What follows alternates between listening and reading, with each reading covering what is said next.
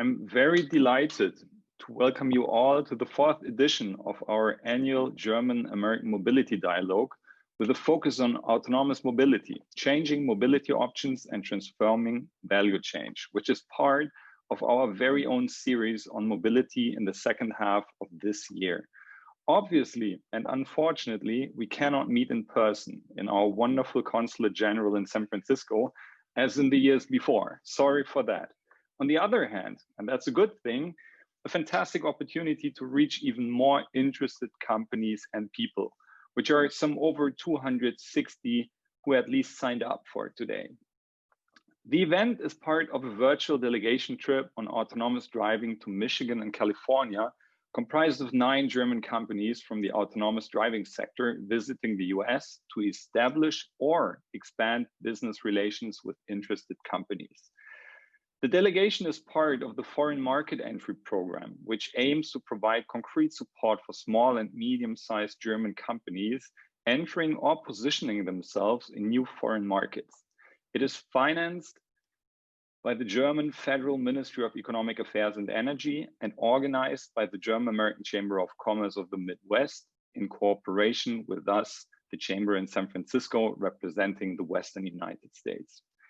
So what can I say? Mobility continues to change, as we all know. What looked impossible years ago is now part of our everyday life, though some great promises have yet to unfold. At the same time, the landscape of companies driving change is more dynamic than ever.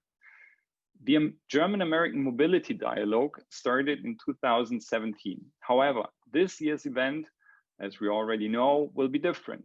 First, it will be virtual for evident reasons.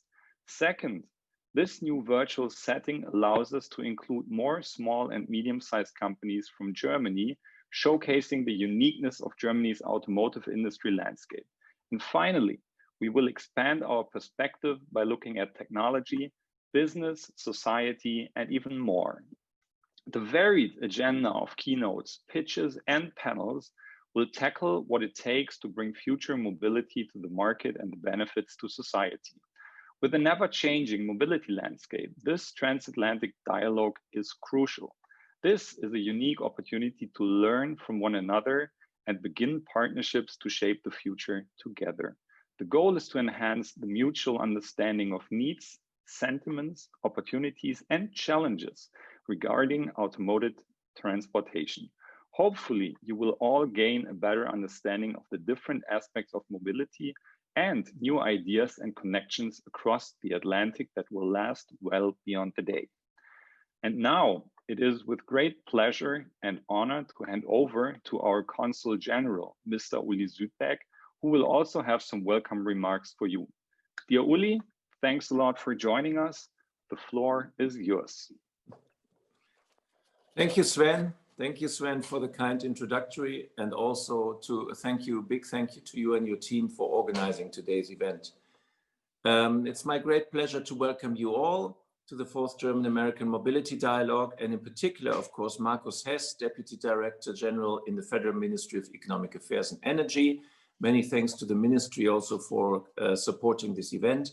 And of course, Mr. Tao Zhang, the National Institute of Standards and Technology, NIST, and of course, the moderators, Gerion, and I haven't seen Sven yet, but I think he must be there too. I'm happy to support this event this year as well, of course, in the digital format, as we have done in the past years in person in the Consulate General.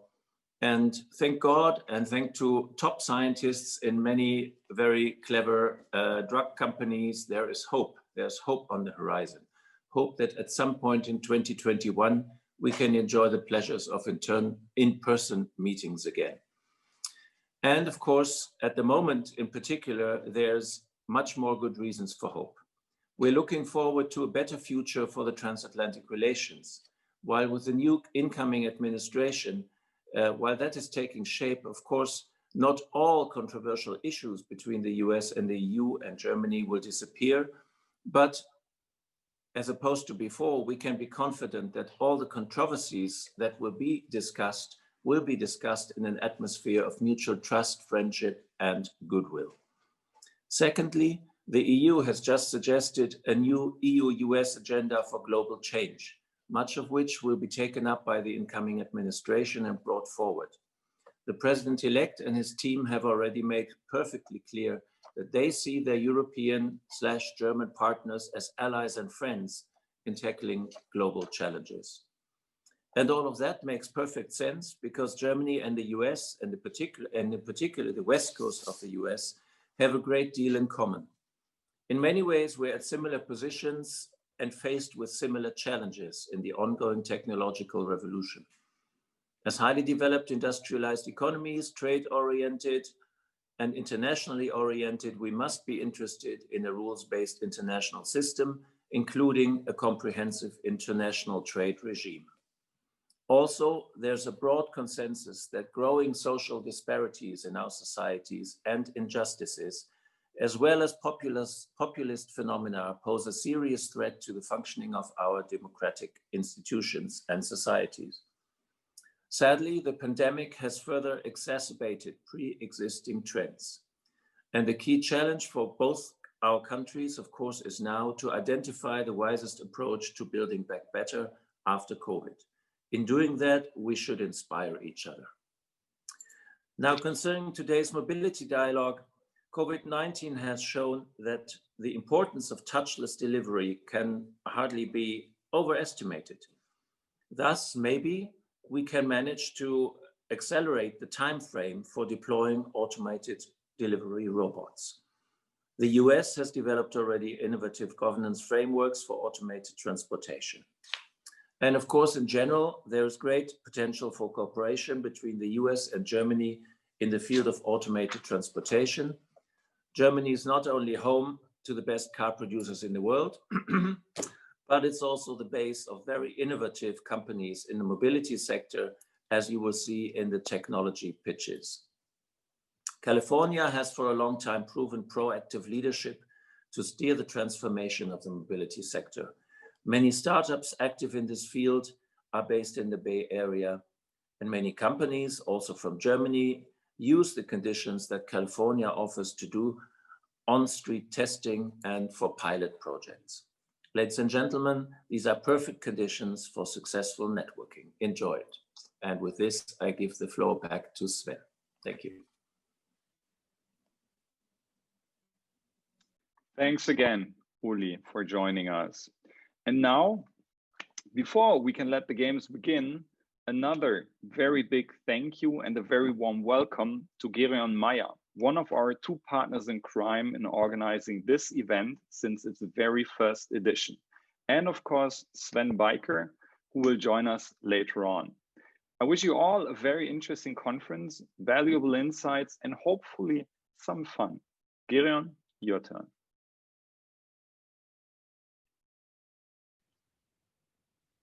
Yeah, thank you very much, Sven, and also thank you very much, Ulrich. Good morning, everybody, or good afternoon, depending on where you are, on which side of the Atlantic you actually are. My name is Gerion Meyer. I'm the head of the Department European International Business Development at VDI, VDEIT here in Berlin. When Sven Biker and I started planning this event together with our colleagues from GACC West, we noticed that this will probably be different from what we have done in previous years. That was actually in March, and we were assuming that we just needed to postpone it a little bit, wait till the skies have cleared and COVID-19 would be gone.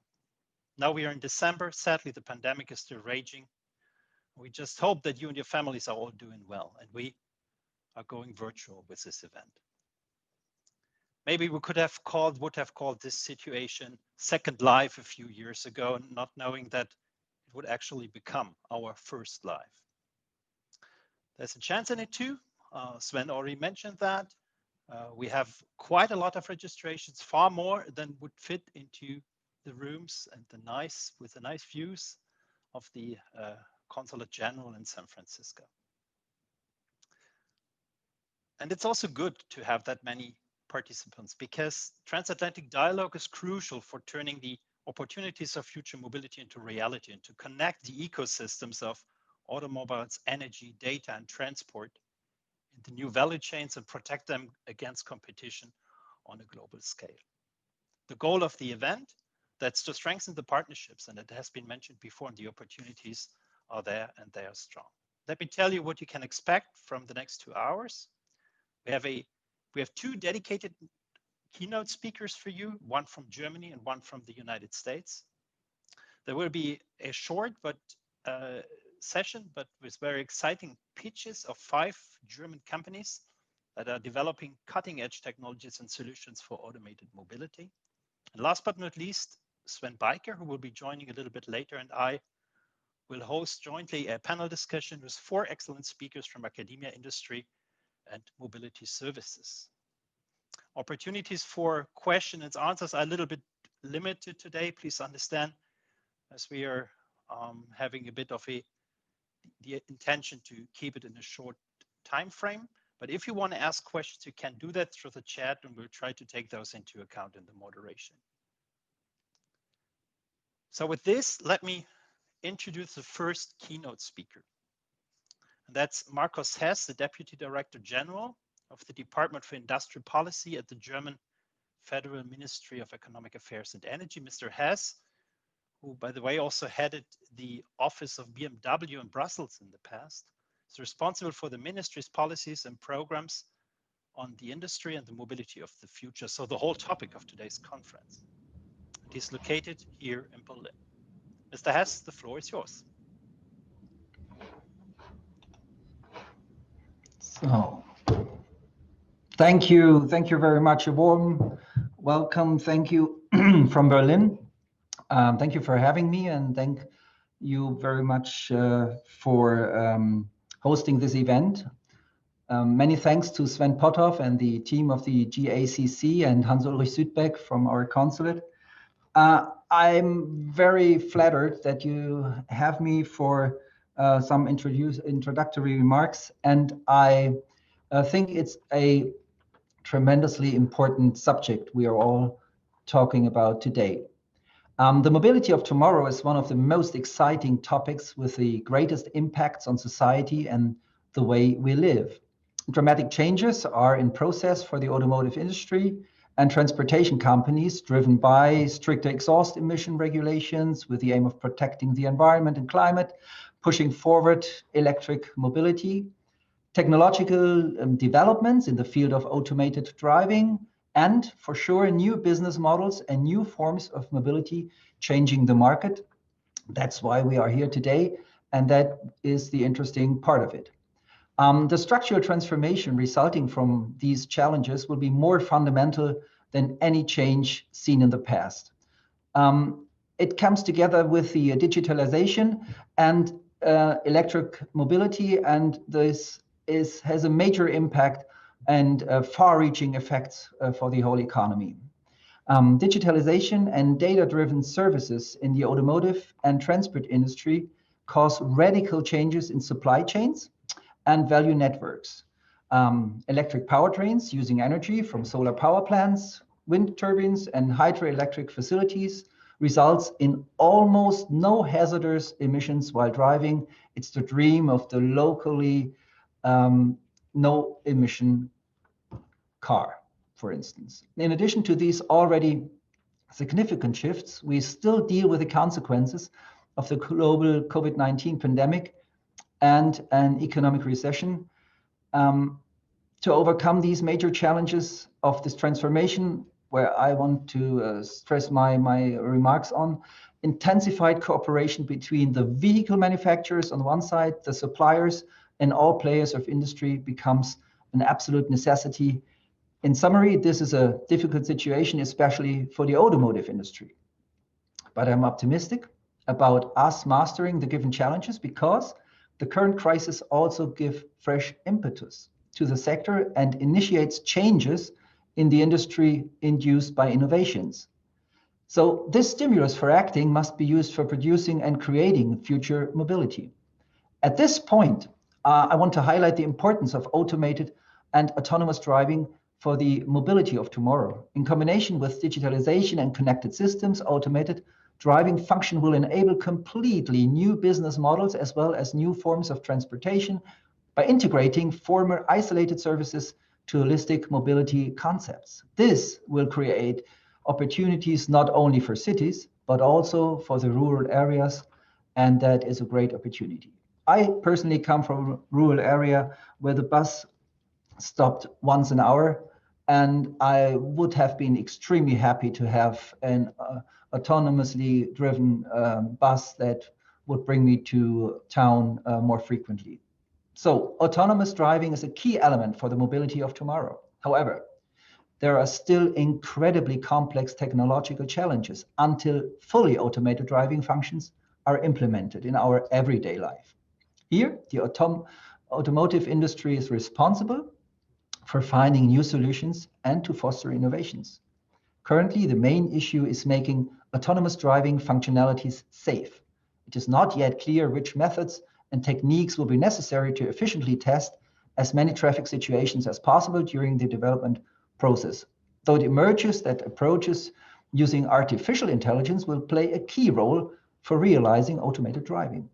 So the question for us is, how can we ensure the safety of such learning systems? How can it be guaranteed that a combination of software and hardware will make the right decision in a critical situation where there is no human at the controls? Could an artificial intelligence forget how to drive the same way it learned it to do? We are just at the beginning of answering these fundamental questions.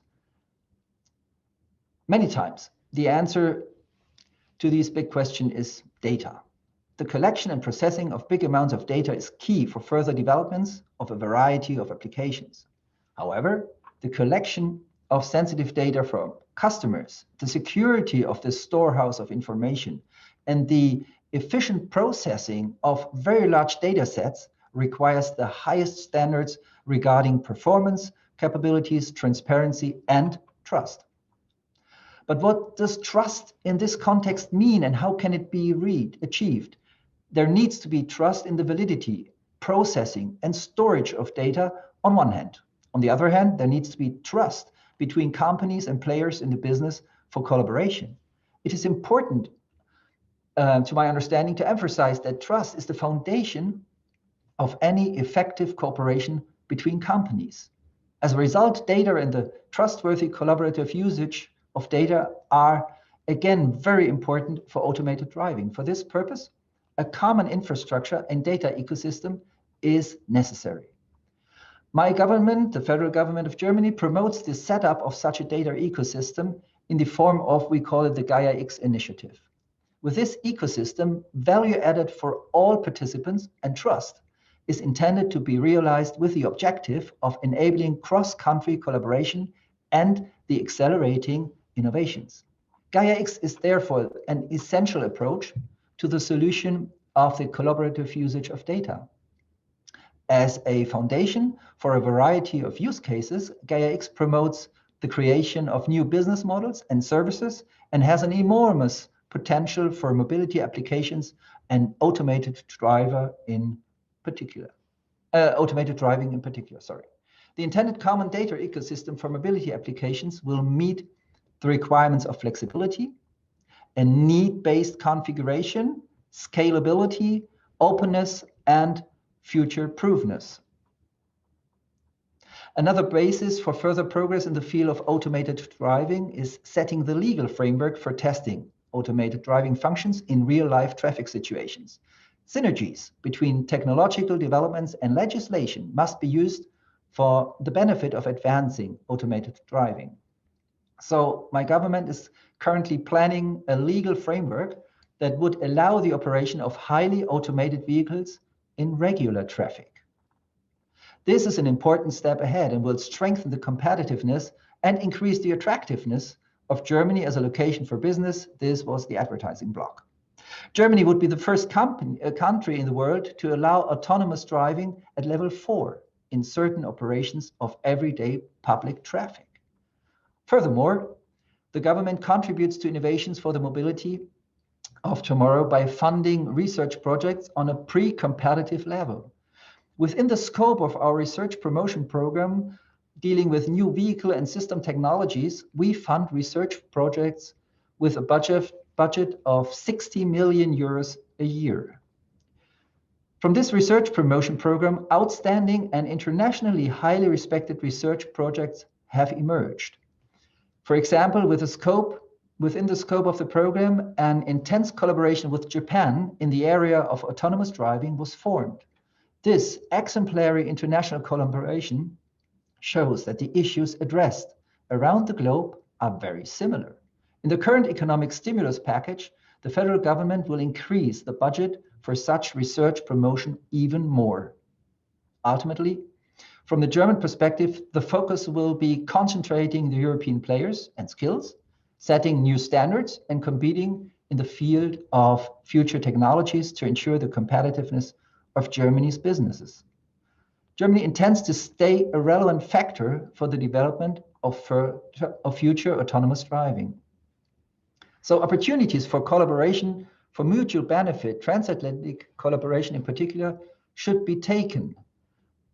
And today's event plays a crucial role in that respect. In the past, multiple extensive collaborations between German automotive OEM and American tech companies were announced. Recently, we have seen that Tesla, everybody knows Tesla, as an internationally very successful company and a pioneer in the field of automated driving, decided to invest and establish a factory in Germany, not only for cars, but as well for battery cells. As you can see, I'm very confident that the German automotive industry will contribute greatly to the mobility of the future. In conclusion, looking on both sides of the Atlantic, it reveals great ideas and innovations for future's mobility, and we can learn a great deal from one another. So we should simply embrace the opportunity to work together and to shape the mobility of tomorrow whenever it presents itself. And let me finish by expressing my personal wish to participate in person next time possible. That would be very, very delightful for me. Thank you very much for your attention. Over to the moderator. Thank you. Yeah, thank you very much, Mr. Hess. And also great you highlighted the critical role of data and the challenges and policies related to that. You also referred to the current legislation in Germany.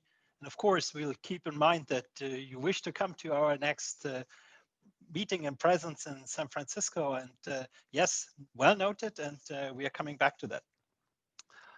The second keynote speaker will pick up the topic of data in a bit more technical, from a bit more technical standpoint, I think. I'm happy to introduce to you Tao Zhang, who is an IEEE fellow at NIST. And for those of you who don't know NIST, that's the US National Institute of Standards and Technology. They are located in Gaithersburg, Maryland, and even more spectacularly, also in Boulder, Colorado, at the edge of the Rockies.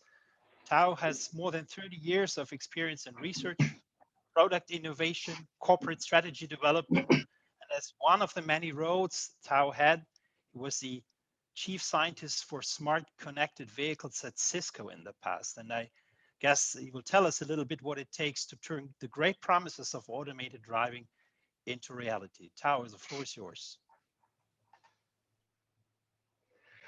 Thank you very much for the kind introduction. And also, it's truly an honor and a pleasure for me to be here today. Thank you for the invitation to share some thoughts.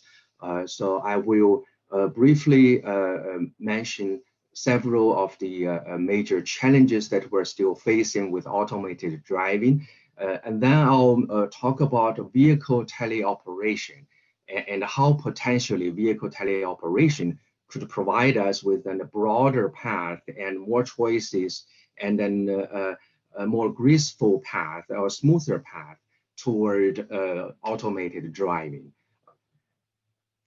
So today we all know that for the past decade or so, we have made a tremendous amount of progress on self-driving.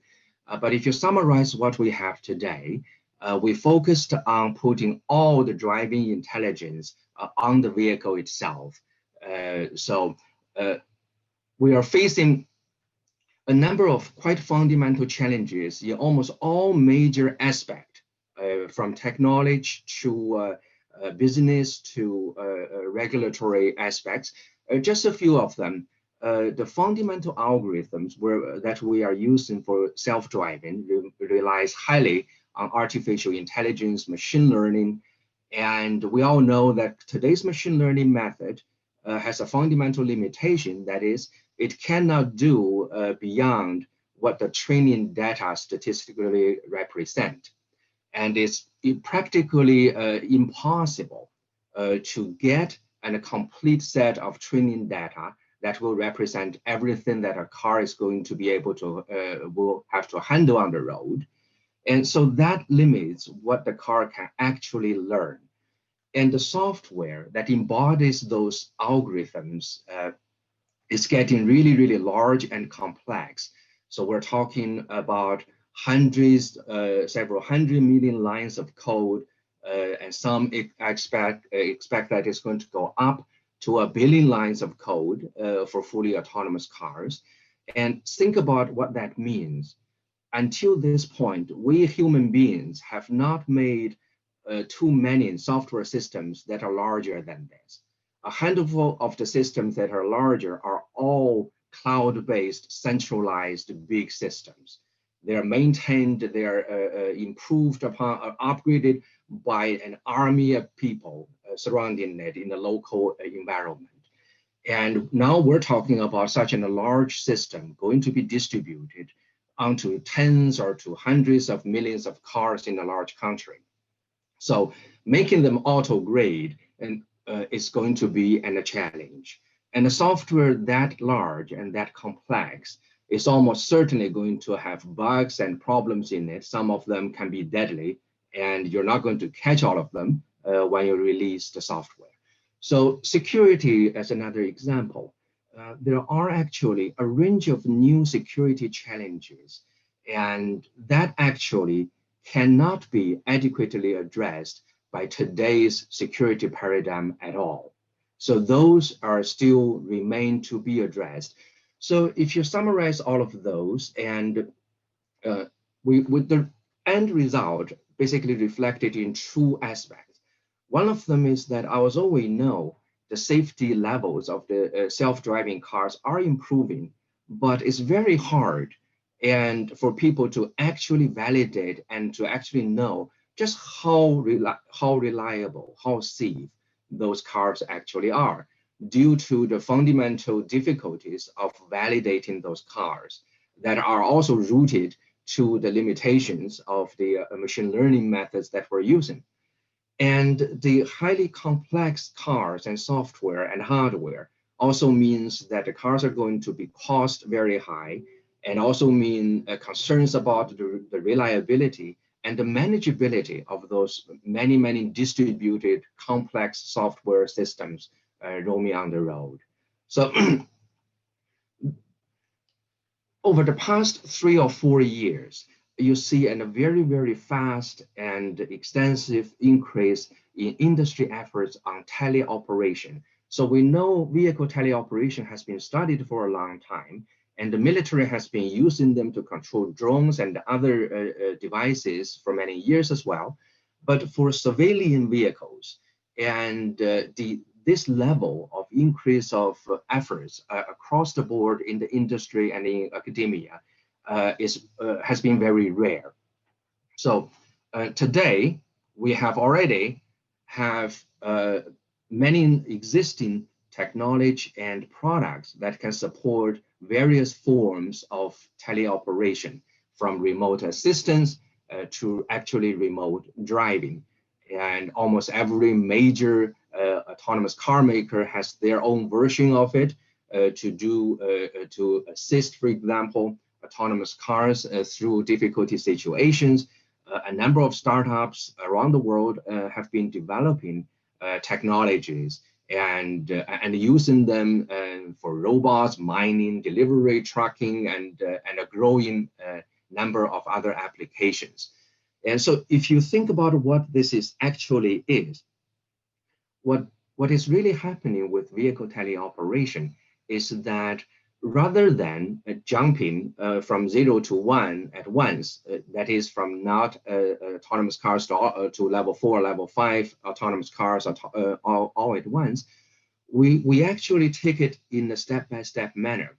You move the humans off the vehicles first, and then you actually keep the humans around. You use the human intelligence to complement the shortcomings of the automation artificial intelligence that we have today. So essentially what you're doing is you're distributing driving intelligence between onboard and offboard systems. In this case, the offboard system is actually a human. So although this is what is happening today, and with today's method, you already see a lot of applications already. For example, teleoperation can be applied to vehicles with very little self-driving capabilities, and it can enable a range of new business models and new applications. But going beyond it, you can envision that actually teleoperation, and in the future powered by more powerful AI and networking technologies, can actually provide us with a lot more potential to help us move toward automated driving. So you can envision that the automated teleoperation capability, the AI that's behind the teleoperation, that AI brain is going to grow. And it's going to grow, with that growth, you can actually start to reduce the human burdens, human teleoperators' burdens, and also over time, you can start to eliminate the human teleoperators and replace them with automated teleoperators. That actually also opens up more choices for you to implement automation of driving. For example, you can smartly determine which driving functions or intelligence should stay on the car, which can or should be offloaded to the cloud or edge system. So ultimately, eventually, you can envision that a highly powerful AI agent, AI teleoperator, can actually replace most human teleoperators. And also, in the same time, when the AI operator started to become more and more powerful, so the human can actually, you still probably need a small number of humans to watch them all over to take care of exception situations. So along this sort of path, there will be many technologies, many challenges that we need to address. This is not to say that they're going to eliminate the challenges. It's going to require us to address a different set of challenges, but this has the potential to provide a smoother transition with sort of benefits that you can create along the way and give us more choices. So of course, there are many issues. I'm not going to go enumerate through them, but some of them can be solved today, and some of them will be a little bit longer term. For example, in terms of safety, and one of the major things is to understand the teleoperation operational domain design domains, and to develop ways to ensure safe teleoperation under poor and changing networking conditions. And in terms of security, for example, we need to identify and address many of the unique new challenges. I listed 2 of them there, and a range of potential needs for standards as well. So we see that public and private partnership can help advance the technology and promote the acceleration of technology in many areas, in different areas. For example, some specific things that could be done by a private and public partnership. So I listed some of them there just as examples. And so here, actually, I'd like to have a call for action. And here at NIST, we started and recently an effort to look into vehicle teleoperation in greater detail and to establish such public and private partnerships with the industry to actually work on some of those issues to help advance the industry in this area, sort of positioning teleoperation as one of the tools to help us move faster and more gracefully toward automation. So with that, I would like to thank you all again, and we look forward to opportunities to actually work with all of you in this very, very promising area. Thank you.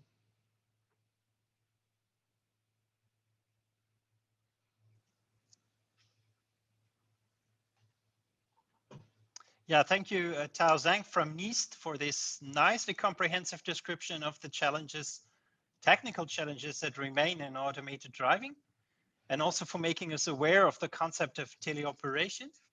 And what I really liked, and which made a very nice connection to the political and technical discussion that we are having at this dialogue today, is your reference to public-private partnerships. As we are talking about partnerships and extending partnerships across the Atlantic here, there's still that dimension as well, and I think that's very well said and really important. Thank you. Thank you, Tao. Obviously, there's many changes and challenges that remain before the rollout of autonomous mobility can actually take reality. And as you know, and as we all know, most promising sources for innovations are startups and agile small companies. And therefore, I'm really happy that we have 5 such particularly innovative companies making their pitches now in the program. These are Base Labs, CR Search, Dymos, TSN Systems, and V+, and they have 5 minutes each. So it will be very brief, but I think also very exciting. And the first one is Holger Löbel. He's the director and founder of Base Labs from Chemnitz. Holger, the floor is yours.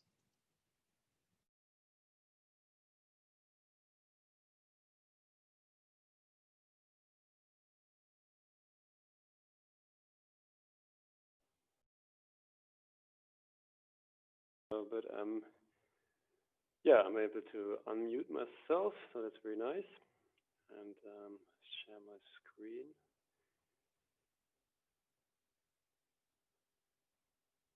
Right.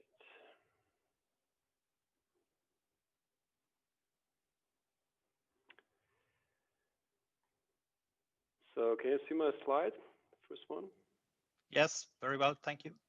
Excellent, then thank you very much, gentlemen and ladies in the room or in the conference. So I'm going to introduce Base Labs to you. So Base Labs is about sensor fusion. One brief sentence about sensor fusion, what it is. So sensor fusion is the process of bringing together the information from sensors in the vehicle, which may be contradictory or misleading sometimes, and fuse them into one combined view on the environment. So basically, I'm talking about sensor fusion for ADAS systems, but also for automated driving. And I'm going to talk about a standardized, cost-efficient, and production-grade approach to building such systems.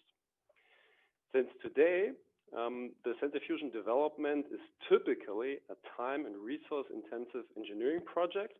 So it comes with the risk of failure. It comes with the risk of delaying SOPs because of functionality that is maybe missing. But at the bottom line, and this is one of the most important things from my point of view, it's a non-differentiating technology, right? So the algorithms basically are out there, they are in textbooks, and it's only about bringing them into a format that is usable for production in the automotive industry. So I'm talking about our product Basis Create Embedded, and Basis Create Embedded is actually sensor fusion as a product instead of a project. So it's a configurable software library that you can use to develop sensor fusion software. The result is production or series grade object fusion systems. And with that software library approach, you can achieve significant cost reductions of up to 50% that we described in a white paper that you can download from our website. So it reduces the risk of the project and also the duration of your development project because a lot of the code that you actually need is already there and can directly be used. So from a competition point of view, you don't find a comparable product in the market that can be used from prototyping up to production all the way down. So how does it look like? Basically, it is a software library with a graphical user interface attached. And what you can see in that brief video is how a sensor fusion system is configured by using our product. And this is done by a graphical configuration of a radar and camera fusion in that example here. And you can see the system grow on the right-hand side pretty quickly. So we have the blue sensor field of view for the radar, and now it comes to camera. And even though this is a time-lapse video, you can guess that the process of implementing such a system is very, very quick, right? And the same code basis that is configured with that graphical configuration could be used for production right away. But first, after prototyping, you are at the point where you can actually work on the performance pretty quickly. So the result looks like this. Many guys of you will be familiar with that. So we have a camera overlay and we have the bird's eye view on the right-hand side. And you can see that this provides nice support to the developer since he can directly zoom into the scene and see what is actually going on in the system, looking for means of improving the system performance. So Baselabs is an established partner of the automotive industry on a global basis.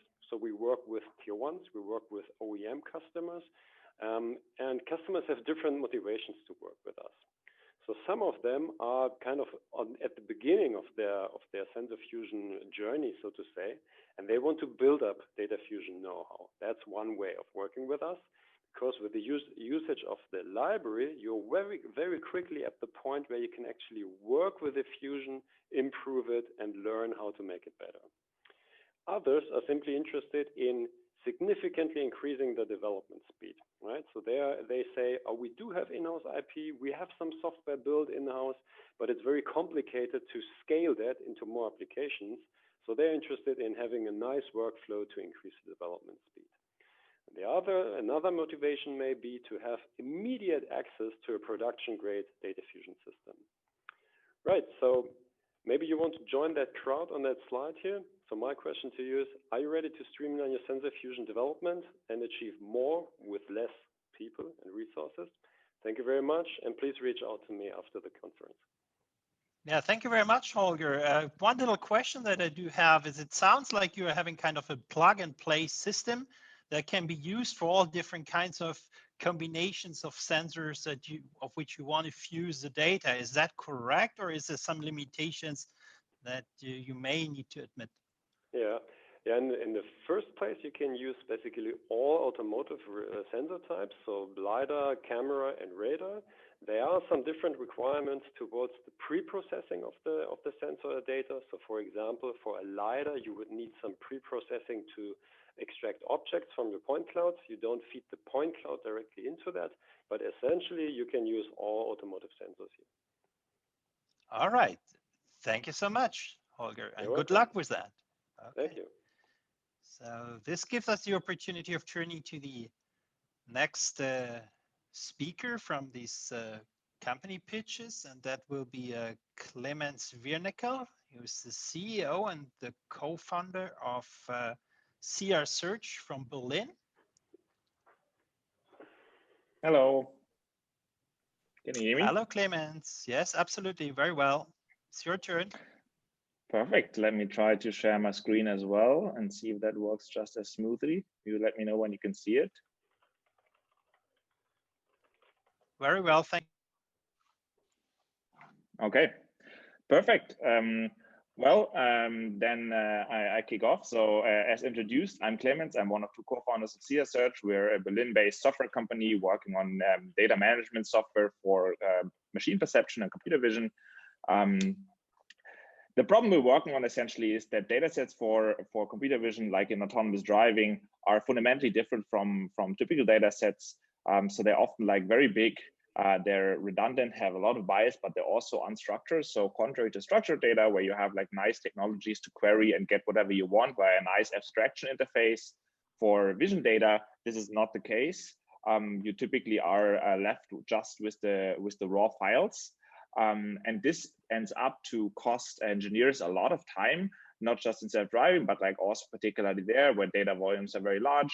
Engineers would spend up to 3/4 of their time on data handling activities. So meaning understanding, downloading, uploading, finding sequences in the data, which is like a huge manual bottleneck and time sink that we've identified in the industry, that we're trying to alleviate. So this is typically what reality looks like, kind of like just raw pictures and then sometimes JSON files in storage. So if this sounds familiar, then CR search might be interesting to you. CR search essentially is the simplest possible interface to raw image data or other raw sensor data.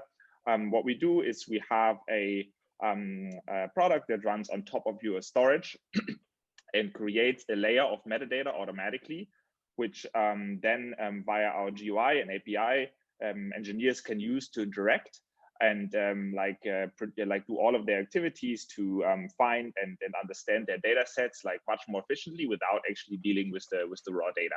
And how that looks like, I'm just gonna like briefly walk you through an example to make it like a lot more tangible. So in the first step, we have an SDK and some pre-trained models to essentially extract events out of the raw data. We only store start and timestamp of these events in a specialized format. This is proprietary to what we've developed. In the second step, we also allow to ingest any existing type of metadata and transform it into the same format with CR search via our API or graphical interface. Then once in it, you have like a direct plug and play solution to kind of like get a dashboard and nice understanding of what's in your data, understand how the data set is composed, to kind of like get some initial thought. Is this like high or low density? Like what kind of maneuvers, what kind of like objects, how are they interacting? You can use our API to discover bias, coverage, and critical gaps in your data. And by connecting this raw data with automatically generate metadata, then when you find something interesting, you want to identify where your model performs the worst. Say you look at like a detection performance of a traffic light in like clear versus non-clear weather, and look immediately directly at the detailed data where this is the case, and it can investigate this data in detail, replay it, get all the sensors. And then once you know that you want more of this data, like search on all of the data for sequences of, say, traffic signals with mostly clear weather and cars, and you would get exactly the sequences where this happened that are not pre-cut, but really like directly assembled based on these characteristics that we tag on the frame level. The last step, you might want to collaborate and comment on the frame or sequence level, where you then can forward on this data internally or even with third parties, like in simulation or annotation. What's behind this is really like a novel infrastructure. I said we only store intervals of these events that we automatically tag. So we essentially have a different technology to then like retrieve this data, which is called interval matching, which is orders of magnitude more efficient than storing this in a typical time series database, which is why typically people today don't do it. We are like a relatively young startup of like around 18 months, but we have like a first public version of the product that you can try out on our website. I will also share a little tag. We have a lot of companies who like already start working with us on a trial and pre-commercial basis, also some first commercial traction in the industry, different data sets from across the board, and it also works on relatively large hours. We're a strong data engineering team, all based out of Berlin, and would be very happy to get in touch with you to start work together on this. Our solution is like very easy to plug and play, works with most of the common storage and infrastructure providers like cloud providers and also some on-premise providers. So if you're interested to kind of like see whether this could help your development or accelerate, feel free to reach out to myself via my email to schedule a demo or get started on your own data. Or if you just want to play around and get a feel for the product, feel free to scan this QR code. We have the new scenes data set published together with Motional, and you can just like sign up and create an account and like try it out for yourself. Thanks. Yeah, thank you very much, Clemens, and very smart to show the QR code for everybody who would like to know more about it and get a little bit deeper into your presentation.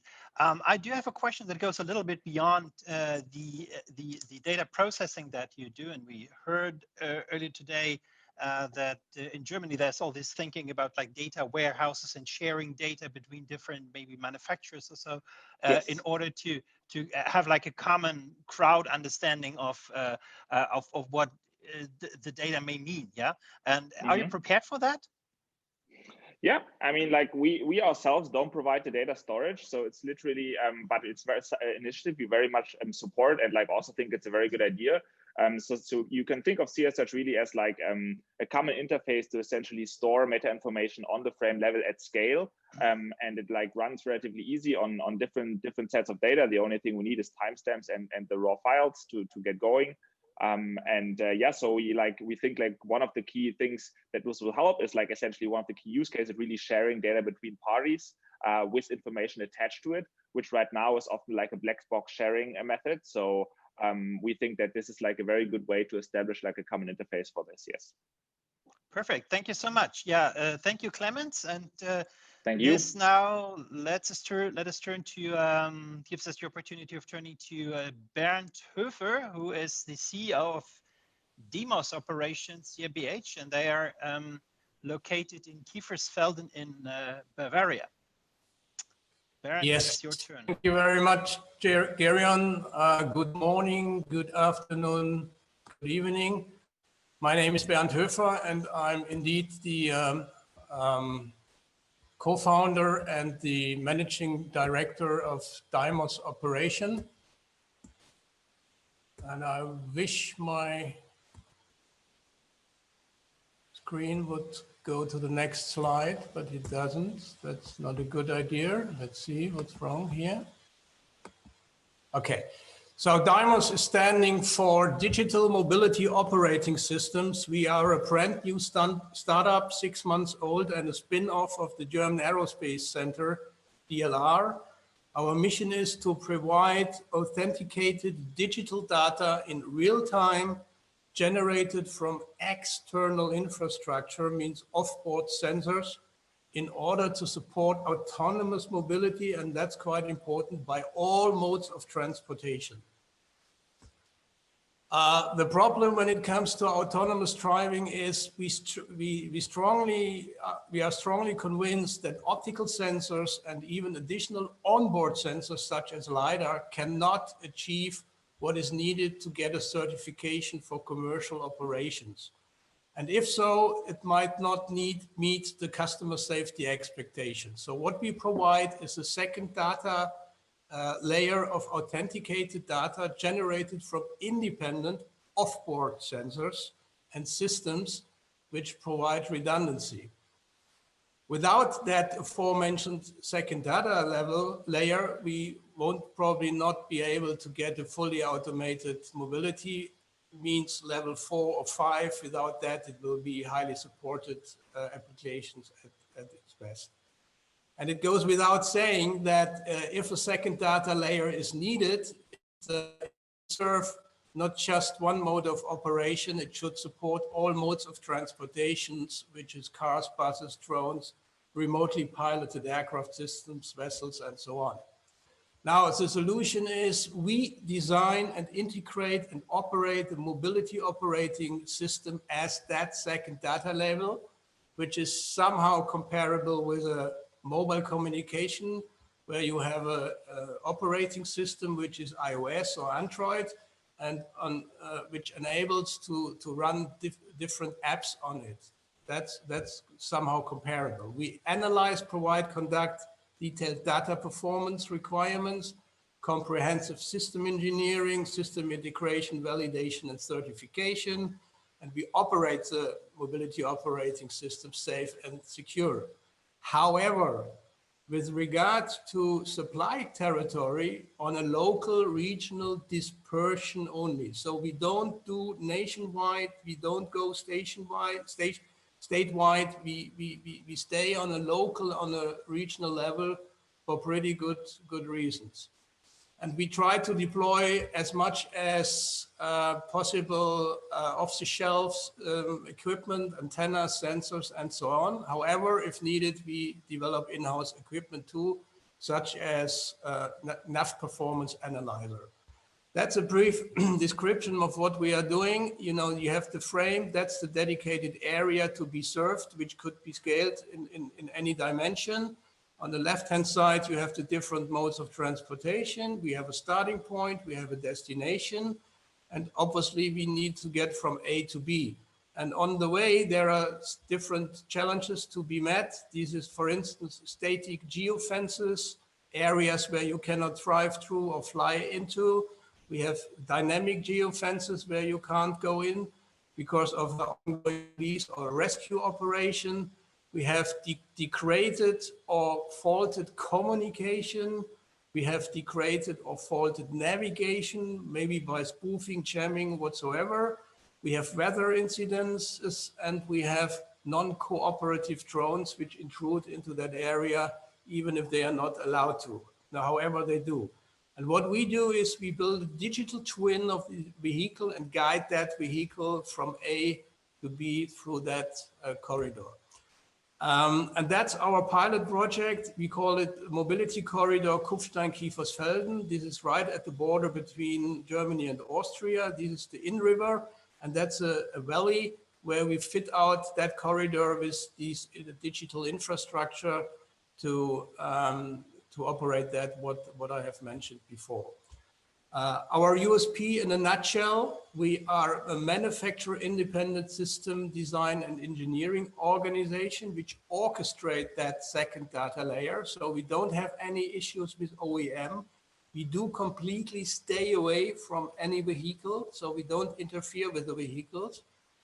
We are a certification-driven design organization because our DNA comes from the Galileo satellite navigation system, and we had to have in the past an air navigation service provider certificate, so we are quite experienced in CNS data handling, having the highest standards of security, safety and security by design and operations. And the most important thing is the last one. We do guarantee the availability and the quality of our data through service level agreements. And this guarantee allows the mobility provider to build different business model on, which they haven't had in the past, because when it comes to communication or navigation, it would have been always on best efforts basis from the providers. So thank you very much for your attention, and we are happy to get in touch with you and to see if we can serve your and help your activities in the US. And please reach out anytime, whenever you like. Yeah, thank you so much, Bernd. It sounds and looks like you're living in a quite beautiful area, and probably all these mountains are topped with snow now. But Yes. Here's a question to you. It's a question to you. You're talking about the second data layer, and you said it's something that is provided by sensors in the environment of the vehicles, and you talked about different transportation modes that are covered. Could you please explain? Maybe give one example for use case for such kind of a regional application. As you said, you cannot probably not cover like a whole nation with that. That would be a tremendous investment in for infrastructure, I guess. But where is a use case that can show that this is really critical and helpful? Yeah, thanks for the question. Well, actually, what we have been talking, what I have been talking about, is pretty much in line that what Tao Sang has come up with in his keynote speech.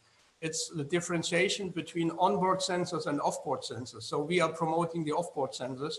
And coming back to your question, Gerion, if you have a dedicated corridor fitted out with that infrastructure, the municipalities can serve automated bus transportation, for instance, on the surface, as well as drones that they could fly around samples or blood samples or whatsoever from hospital to hospital. So that's what the typical mobile applications, mobility applications are about within that corridor. But it could be also a shuttle service over a river back and forth automated. That's what we are actually discussing at the Rhine River in Germany, which I haven't touched on in this presentation, but this is an ongoing discussion. In the back of my mind, I also have like a very complicated roundabout and maybe a situation where there could be a competition between the teleoperating system and the second data layer based system. I don't know. Anyway, Bernd, thank you so much for introducing your company and your activities, and good luck with that. Thank you. Thanks so much. Thanks a lot. Thank you. All right. The next person in line is Jürgen Scheuring. And Jürgen is the CEO of TSN Systems from Fulda. Hello, everybody. Hello. Thank you for introduction. I hope you can hear me. And Very well, I'm trying to share my screen. Okay, so. Yeah, having heard all these exciting stuff from the talkers, we are now going back inside the car in the car network and leaving the matter of artificial intelligence and going, having a little bit of look into the challenges of the in-car networking and the in-car communication. So. Yeah, every presentation I am doing starts with exactly that topic. So always is time matters, and that has a reason, because this is exactly what we are doing and what we are experts in securing and managing the time aspects of communication inside a car. So a little bit a starting point. Today, the automotive industry is challenged by 3 disruptive situations. I think you all know that. The first challenge is electrification of the powertrain of the car. The second big challenge is autonomous driving, and we have heard a lot about that. Here, the industry works completely on new solutions for in-car communication and software architecture. We see bandwidth, timing, complexity, and safety as the biggest challenges and topics here. And the third big topic is the connected car, or in other words, the car will become a part of the IoT, and the biggest threat here from our perspective is security and big data. So according to the name of the event, and also according to what our company is specialized in, we focus in this presentation obviously on autonomous driving. So autonomous driving needs fully new concepts for in-car communication. Massive amounts of sensor data need to go through the car, being processed in real time. Decisions are made and sent back to the actors. And one of the big challenges here is to understand and to manage this complexity during development and testing. This is true not only for some experts or some specialists, but actually for many thousands of, or many hundreds of thousands of automotive engineers out there in the world. So let me put just 3 numbers here. The total amount of data inside a car will increase by a factor of 4 decades. So even bigger is the difference for the requirements in time. For an autonomous vehicle, the synchronization and the synchronicity of the devices and the data in the car has to be in the range from 10 to 100 nanoseconds. And this is actually 6 decades faster than today, where we talk about 10 milliseconds around. And finally, the speed of each link in the car increases up to 10 gigabit per second on a single link in a car, which is again 4 decades higher than existing solutions. And you can imagine, to manage these demanding situations, this is quite some challenges here. And we at TSN Systems started 4 years ago a product development to provide the car industry test and analysis solutions for time-sensitive networks. So how do these solutions look like? Our company provides with TSN tools, a software to visualize and analyze time-sensitive communication. It has a special focus on the correlation of information on very wide type scales. We are talking here about from nanoseconds up to hours of data. And to gather this data from ECUs and to manage that on a link level, on a physical data level, and also to simulate such data, we provide TSN Box. We call it the Swiss Army knife for time-sensitive traffic. It can serve in many use cases and works with nanosecond precision. TSN Box is intended to support during development and testing. It will be not part of the final car. So what do we typically provide to our customers? As we work with many European OEMs and tier ones, I would like to give you a typical example of an OEM project. What was the customer pain? It was mostly related to the introduction of synchronization throughout the vehicle, adding ABB and infotainment, moving towards service-oriented architecture and TSN in general. Finally, there was a lack of test concepts or even requirement for these topics. So what did we do in our solutions? Firstly, we provided general consulting for synchronization, ABB, TSN, and some IP. And in the next step, we developed test concepts for these topics based on our own equipment and standard solutions. And finally, we provided test equipment to the OEM and tier one. This approach made sure that the timeline to the SOP could be kept, even though many tier one had problems in fulfilling the right technical demands. With our help, we really could address any critical TSN-related problem in early B and C sample stages. So why can we do that and who we are? Our team has more than 10 years experience with the complex topic of time-sensitive communication. Today, we are around 50 specialists, all of them focus on time-sensitive networks. We have offices in Germany and Cape Town, South Africa. I talked about our product and the consultancy. Our customers are European and Chinese OEM and tier ones. So, thanks for your attention. I'm happy to answer any question.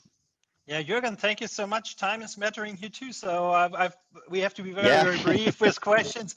Still, you showed this nice picture of the electric and electronic architecture of a car, and my understanding is there's quite some developments going on in that domain, and probably that's what you're addressing with your technology for the development process, correct? Yes, exactly. Yeah. So this is really the step number one towards Ethernet, and number two to actually 10 gigabit Ethernet links in a car, which is really a huge amount of data. And with nanoseconds of synchronization, we are really in a complete different world in comparison to what the cars use throughout the world right now. All right, thank you so much, Jürgen. We continue with Alexander Nowak, who is the head of Product Center Automotive Electronics at the company B+. And so that's now the floor for Alexander. Okay, well, can you hear me well? Absolutely, so. Thank you. Okay. Absolutely, go ahead. Okay. Well, then let's start to share, just a second. Come on. Well.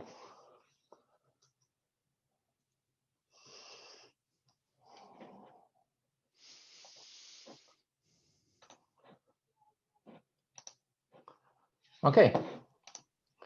Looks good. Okay, all is good. Thank you very much.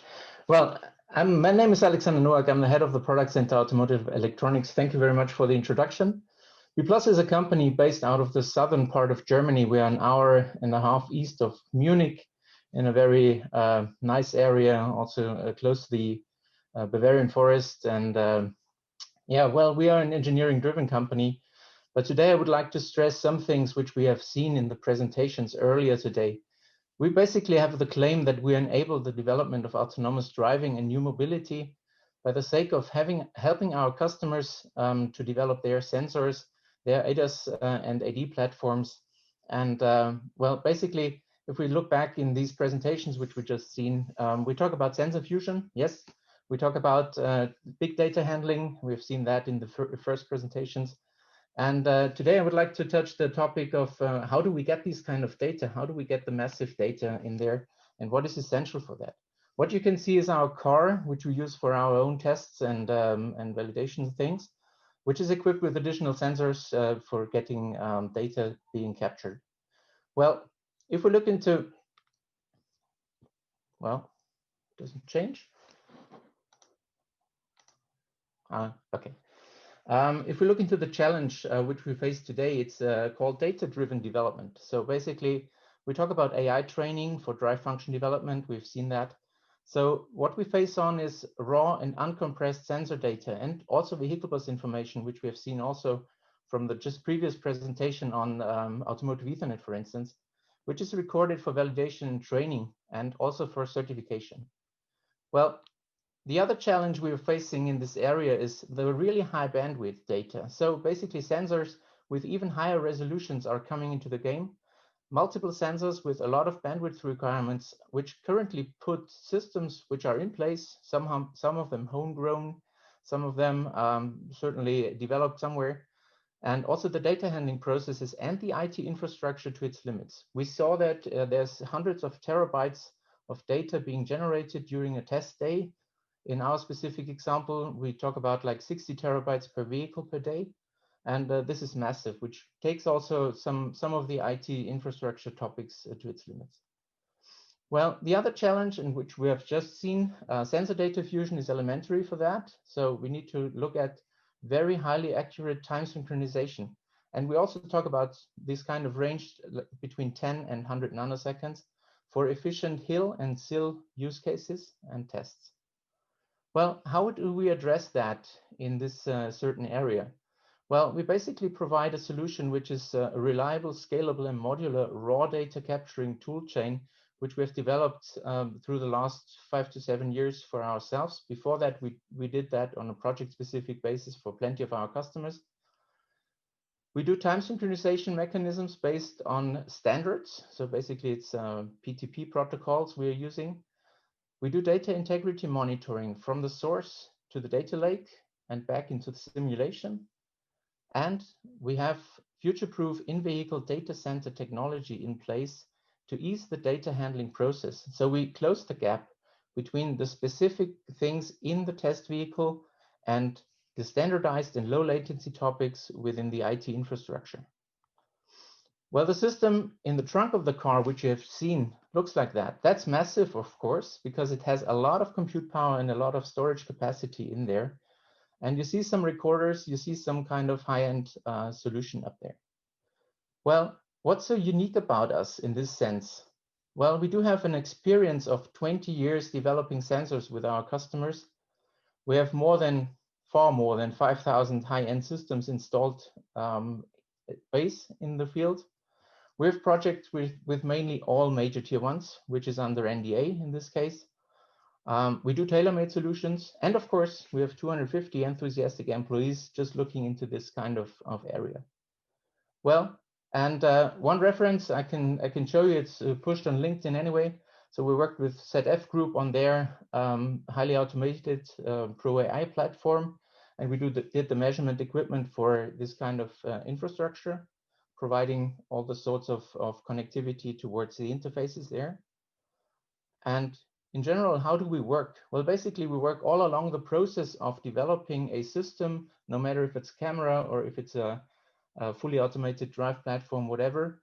So it's basically around test drives where software is being used in, storage, connectivity into the cloud, pushing data into the backend processing, which you can see here, as well as then going back into simulation with these kind of things. So basically phasing the raw data we've captured from a sensor back into the simulation, and off we go also again to the algorithm development. So in all these kind of fields, we are touching the areas of our customers, and we work together with them, and we partner with companies, also with the ones we have seen today in some of the projects.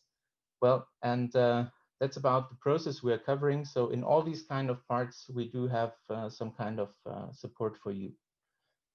Well, that's about it. If you're looking for an efficient modular data-driven development tool, just come and visit us, join us at LinkedIn or wherever. Thank you very much.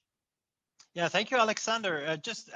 Time is more or less up, but if you could share with us maybe a nice success story of something you have achieved with, or customers of yours have achieved with your solution, something tangible maybe. Do you have something? Well, you know, we cannot disclose too much because everything is under NDA. Absolutely understand. Yes. What I referenced is we have this this cooperation with ZF, one of the major tier 1 suppliers based out of Germany as well. And with them together, we worked on their Pro AI platform, which is the automotive drive platform they have announced like 2 years ago in the first version. Okay. And right now they are out there with measurement equipment coming from us, just capturing all these sorts of data, which is going into this platform for the sake of development and for the sake of training at the AI level. Okay, brilliant. Thank you, Alexander. That brings us to the end of these 5 really short but focused pitches from companies working on really innovative technologies related and enabling automated driving. Wow, that was really quick, and I love getting this these insights into like the newest and cutting edge activities in those companies. Well, it's 9:15, 16, 17 Pacific Standard Time, and I believe Sven Biker should be here now. Sven, are you there? Well, hello.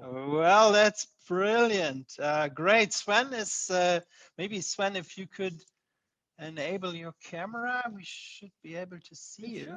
It should. My camera is on. Can you not see me? I can't. Let's see. So Mirko is texting me that he can see me. I can see you too. Maybe that was the duration. Again, time is mattering, and it's it has to cross not just the Atlantic. Who knows what else, right? And great, you're there, Sven. Sven is the founder and CEO of Silicon Valley Mobility and Electro at Stanford. Sven and I have known for almost 10 years now, and we've jointly edited the Road Vehicle Automation book. So you might know these here. You see our 2 names. You also see that number 7 is out now. They are based on the Automated Vehicle Symposium. It's always taking place every summer. The books are available in libraries around the globe. And yeah, we have also jointly moderated this German-American mobility dialogue since 2017. So great you are here now, such that we can jointly continue. Sven, who do we have in the panel today? Yeah, really great. And I'm really happy that we can now have further discussions. We obviously got great insights already from the different companies working in the field. And what we wanted to do for the next roughly 50 minutes or so to have a panel discussions with experts in the field from academia, industry, the public sector, and hone a little bit more in on changing mobility options and how the value chains are changing. And for this, I'm really happy to have Susan Shaheen with us, who's a professor in residence at UC Berkeley, looking at energy, civil infrastructure and climate and transportation engineering. Susan, great to have you. We also have Katharina Seifert, who's the director for the Institute of Transportation Systems at DLR in Germany. Great to have you, Katharina. We have Sunny Choi, who's the director of business development and strategy at Robert Bosch here in Silicon Valley. Hello, Sunny. And then we have Amir Shahade, who's the International Business Development Manager at IOKI, which is actually a German rail, so Deutsche Bahn company, where the German railway is looking at transportation even broader than what might fit on 2 rails. So, Galen, I think we have a great panel here. Absolutely. It looks like we are having just the right people to discuss our topic of automated transportation, how it changes mobility options and how it's transforming the value chains. We have people from the academia here, from the industry, from service providers. I'm really excited. Great. So why don't we just kick it off? And absolutely, we do that. Wanted to ask in the beginning a question to Susan Shaheen at UC Berkeley, just across the bay from me here in Palo Alto.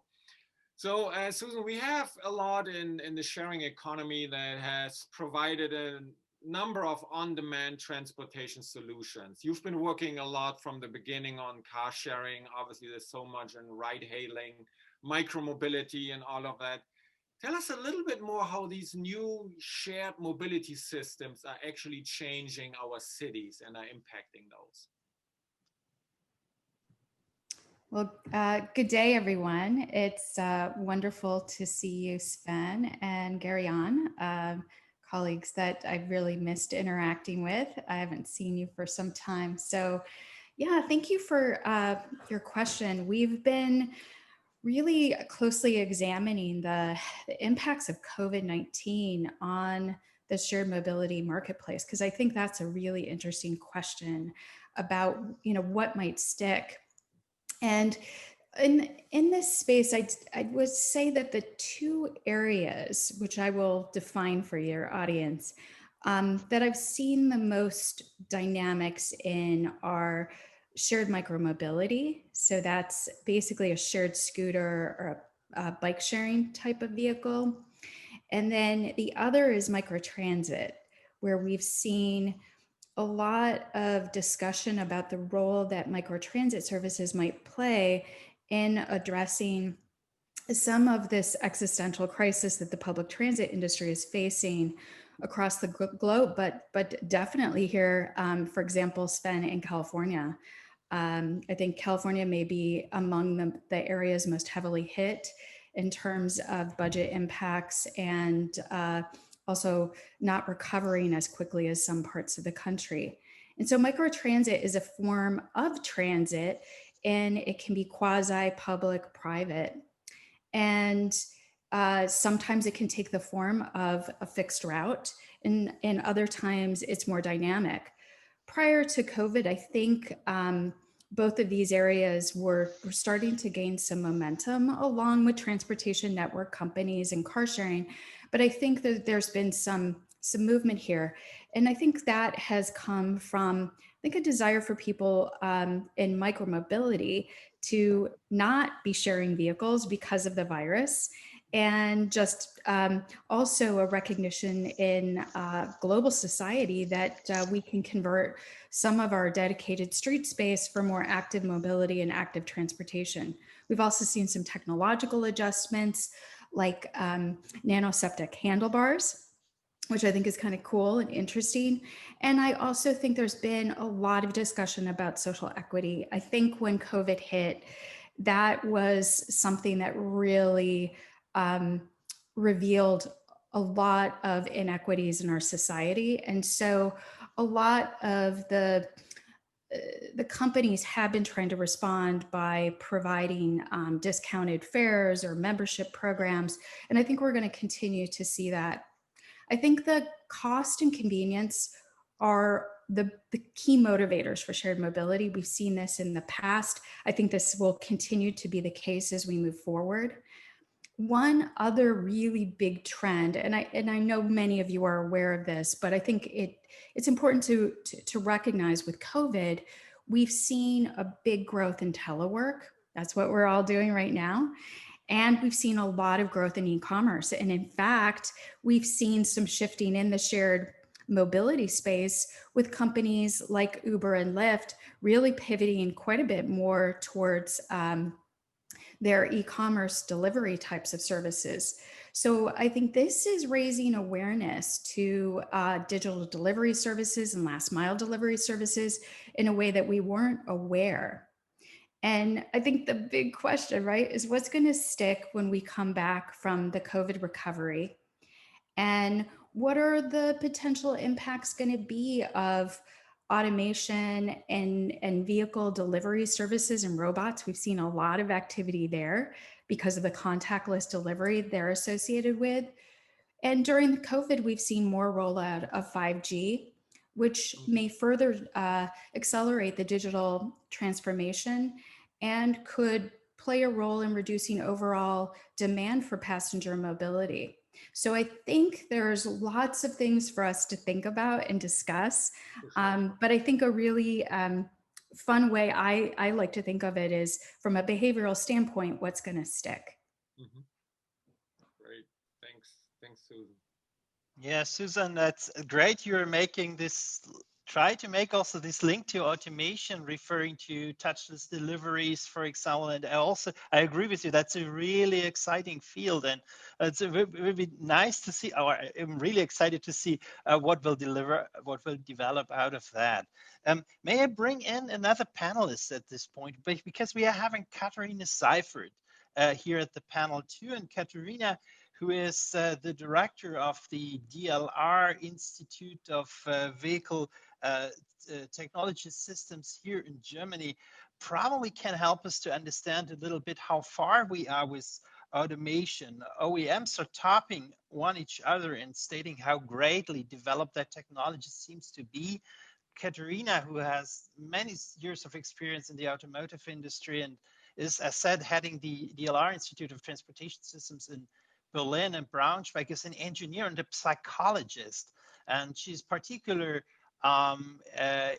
experienced in human-machine interaction and information assistant automated systems. So my question, if we could get Katharina join us here in the panel and see her on the screen, that would be great. How far are we actually from self-driving vehicles? What still needs to be done to make human drivers obsolete? Katharina. Yes, hello to all. And let me have a short introduction. It's easier to say in English German Aerospace Center than DLR. It's maybe more, the correct translation of our center. Research center. Yeah, so I guess it's hard to predict what we will see in the next years because of the complexity of the traffic environment, which is the huge challenge. And there, of course, are different approaches to cope with. For example, the technology on board the vehicles, we already heard about it, and the higher automated development process itself might be pre-sample to have the best way for serial production of automated cars. But besides that, the preparation of the constructed and the IT-based infrastructure might be also from a very huge impact for the deployment of self-driving cars, and of course rules and regulations. So what we are working on in Germany and as well as in Europe to have the regulations ready for this kind of technologies which we will see in the next years and in the next decade. Yes, and there is a lot of research already done, but it's also ongoing work. And for example, my institute, we are focusing on the development of simulation-based tools for connected and autonomous driving and integrated technologies which uses infrastructural information and data, as already stressed in the pitches before, as well as maybe also intelligent sensors in the infrastructure we can see in the future. So it's hard to say which date we will see, and I guess the deployment will not be on the same level for all applications, but I'm hopefully see that we have a huge new step on so-called real labs, where we already try out for instance, the shuttles, the people mover in dedicated areas in the inner cities in Germany, for example. Maybe if I may ask one more question to you. You lived in the US and in China in the past, and now you're living in Germany. Do you think the automated driving will be introduced and developed at the same speed everywhere, or is the challenges different? I guess the challenge for the automotive industries, which works worldwide or globally, is that we have different preconditions to deploy for the rollout of automated or self-driving cars, and therefore, I guess maybe the development velocity might be the same, but the applications which we will see and the different places on Earth might be differ. That's my opinion at that point. All right. That's a very important point. I mean, it's different in different places. There are obviously infrastructure, climate topics that play into where you might want to have new mobility concepts. Political issues play into it as well.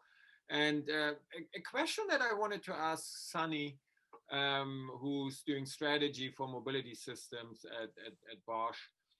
We see many of these pilot programs for shared mobility, obviously, but also quite a few autonomous driving pilots. How important are those actually, Sunny? And what can we learn really from those other than, oh, that company is very innovative working on this stuff? Yeah, that's a very good question. First of all, thank you for having me, and really nice to meet the panelists, but also virtually all the participants who are here on the line.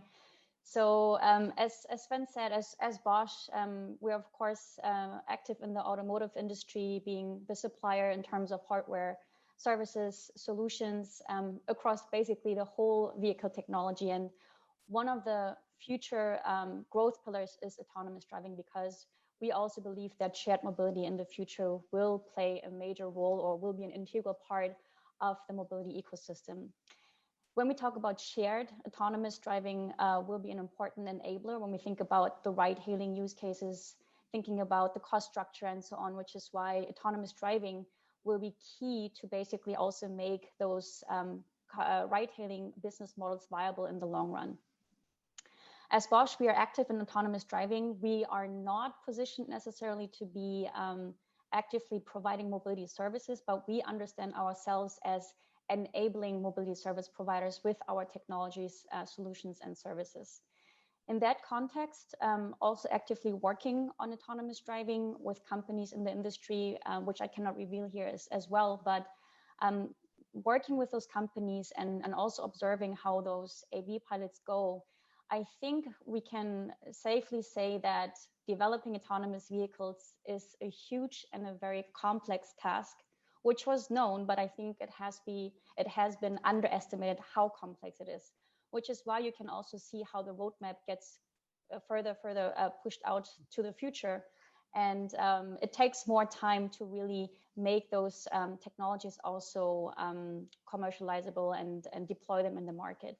And for this, I would like to touch upon three aspects, not just the technology itself, which of course is a very complex task to solve, but also thinking about the user desirability, making sure that there is trust towards the users, that they're acquainted with the concept of autonomous driving, and that they also feel comfortable and safe with autonomous in the future. So educating users, I think, is one aspect that needs to be focused upon. And I think the second thing that we can also see is that because the technical complexity is so high, no one in the industry will be able to succeed in this game alone. And partnerships will be needed in order to succeed in this industry as well. So whether we talk about scaling the hardware, whether we talk about safety, whether we talk about the software stack, there are now so many players coming together who bring in different expertise that no matter how long you've been in the industry or how big you are, now you see new players emerging into the market that they bring really strong expertise. And so if you want to be able to scale and also really leverage the strengths of other companies, I think partnerships are essential.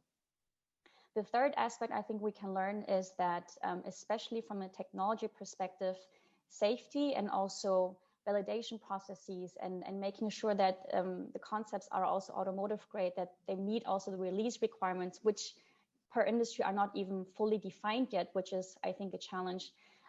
This is something that I think the AV industry needs to focus on, where then really the know-how of automotive companies, whether it's the OEM or tier ones, come in, but then also in terms of how this release and technology interacts with the software and with basically the vehicle architecture.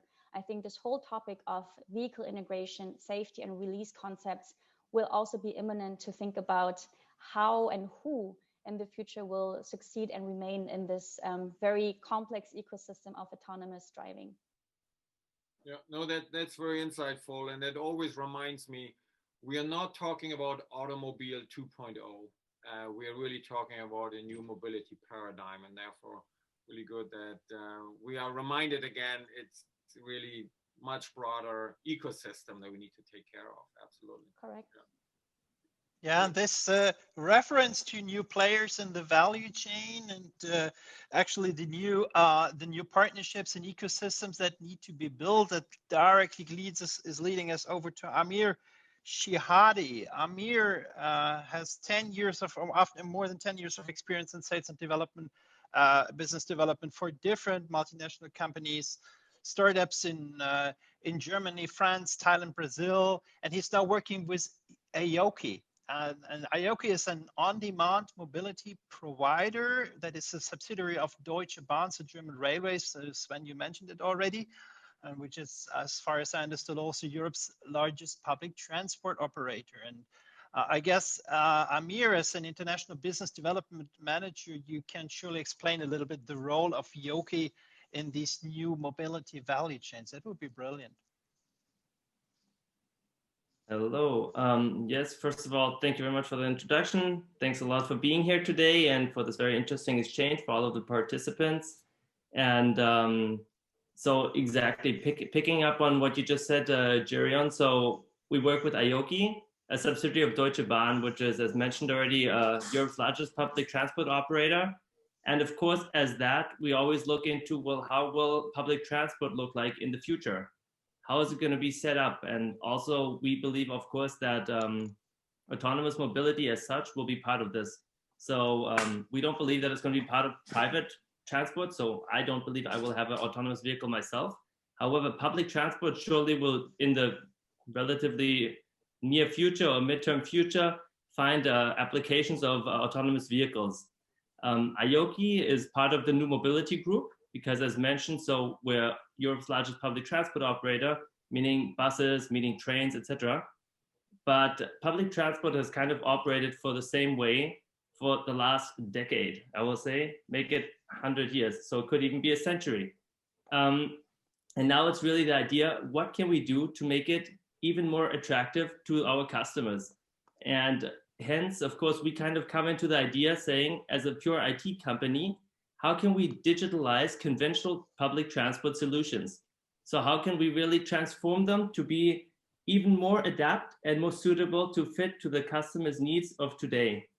And in this context, our objective, our main focus area within this digital transformation is to look into how can we bridge the first and the last mile to public transport?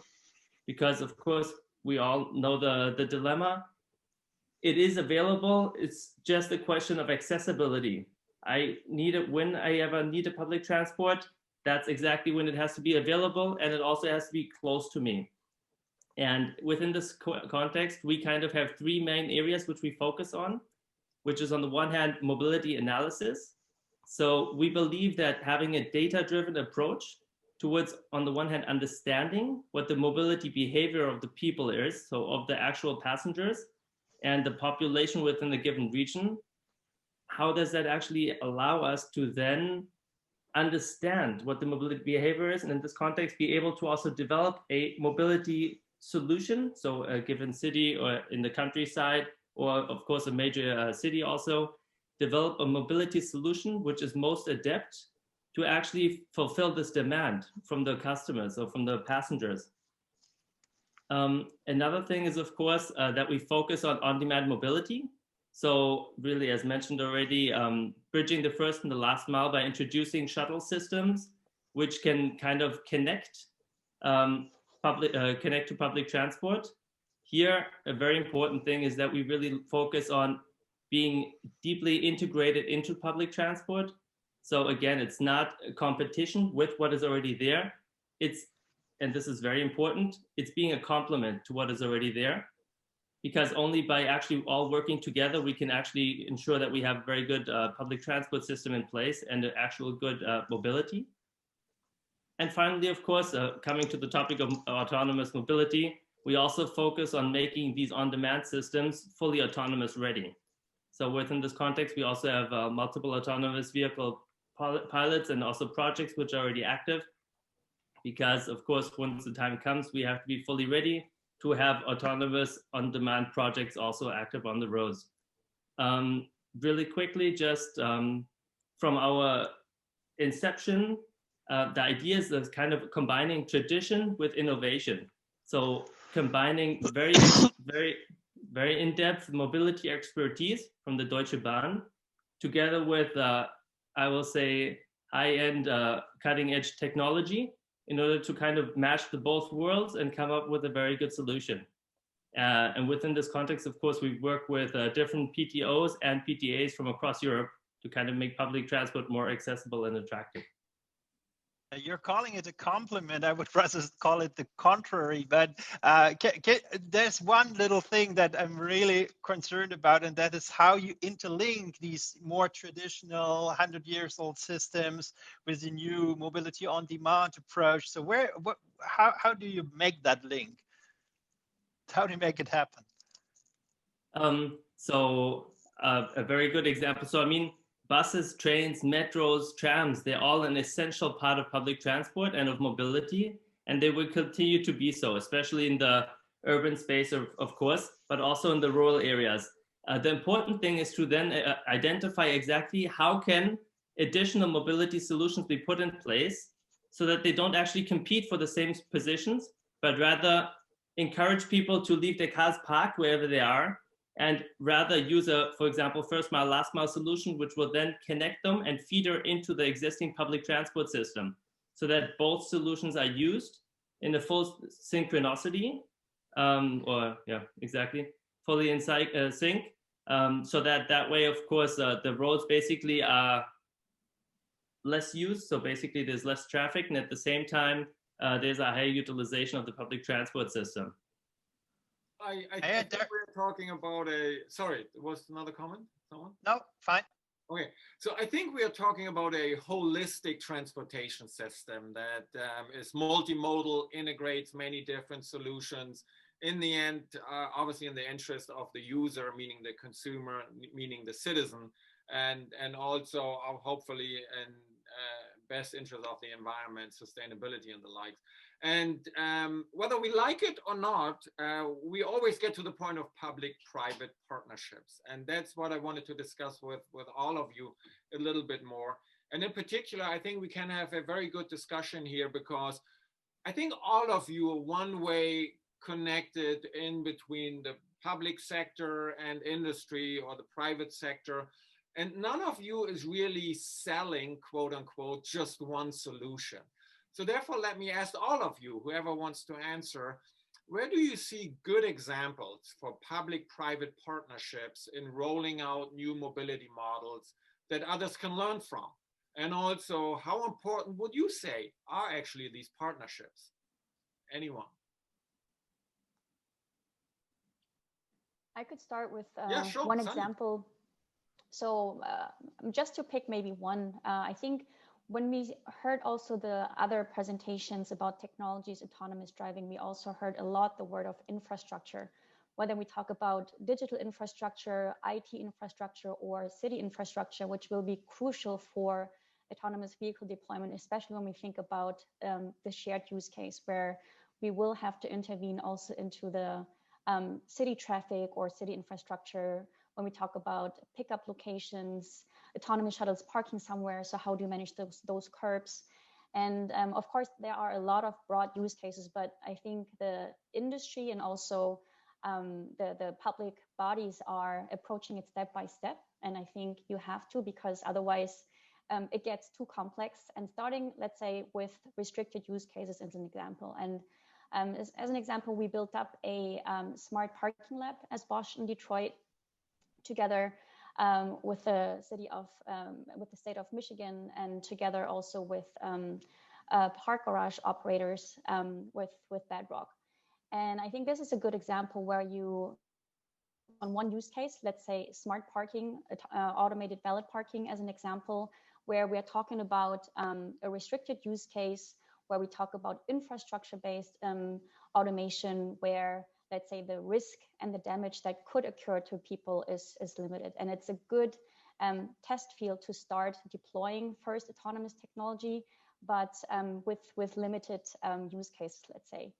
And here it's a good collaboration where the government is supporting, not only in terms of funds, but also providing the infrastructure and bringing, let's say, different industry players together, whether we talk about OEM, park garage operators, a tier one, but also the city really pushing this.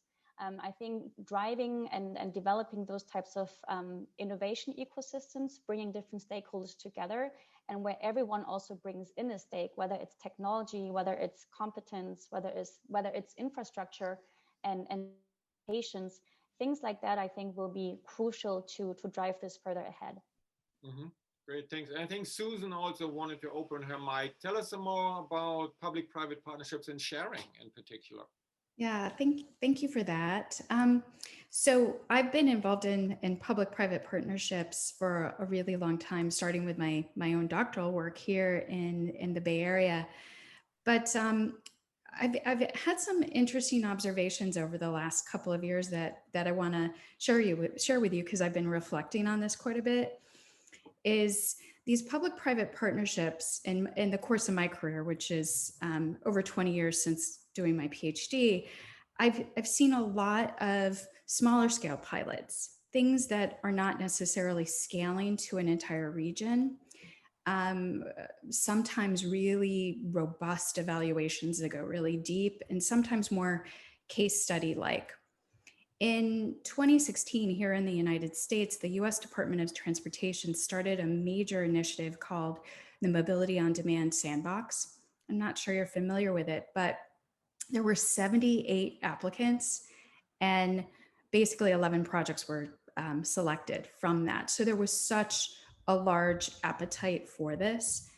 And these projects have been underway since about 2017. Our center at UC Berkeley, the Transportation Sustainability Research Center, we're part of the independent evaluation team. So we've been able to see this evolve over this period of time. And these partnerships are playing a lot of roles, like just testing new ideas, filling mobility gaps like we talked about, trying to complement and provide an ecosystem, trying to understand how to reduce the risks for all of the partners, how to make these things scale, how to address social equity considerations, and how we might ultimately share data better and develop integrated fare payment systems and trip planning systems. And there's a number of examples of these types of projects that exist as part of the sandbox. For example, there's TriMet in Portland, Oregon, which has one of the projects that's evaluating open trip planning for shared mobility. Dallas has one through the Dallas Area Rapid Transit System. So that's being led essentially by a public sector player, right, as well. And DART is piloting its GoPass, which is a multi-agency trip planning and fare payment app to allow for people to make these transfers between their modes and offer time-based passes on a daily and monthly basis. There's so many of them. I don't want to go on and on, but Sven, you asked for some examples. But what I am now witnessing, which is, I think, pretty exciting on the academic side, and we're being engaged with as evaluators, independent evaluators, to try to provide this type of dynamic feedback on these, is the scale of the pilot programs is getting much larger. So the US DOT has two new initiatives, one focused on automation in the area of transit delivery and shared mobility, and another called the Innovative Mobility Initiative. And that has over 50 pilot projects in it. So in the state of California, the California Air Resources Board has a number of pilot programs as well, which are of a comparable scale, which are going to be rolling out in their Clean Mobility Partnerships program. And also they have one very much dedicated to social equity. So I think what's exciting here is we may be on the precipice of a shift to something that is more about moving more rapidly in terms of deploying these pilots, garnering different types of evaluation lenses, and maybe moving into this scaling function. Mm-hmm. Great. No, there's definitely a lot that needs to happen. I think, Gerion, you also wanted to follow up on these questions. Yeah, my feeling is that the big question that is behind what can be achieved by public-private partnerships is rather, how do we bring into agreement the contradicting expectations and the contradicting needs of technology developments, socioeconomic requirements, legal frameworks, and of course the expectations by users and citizens. And my feeling is that what Susan is referring to with the sandboxes, these are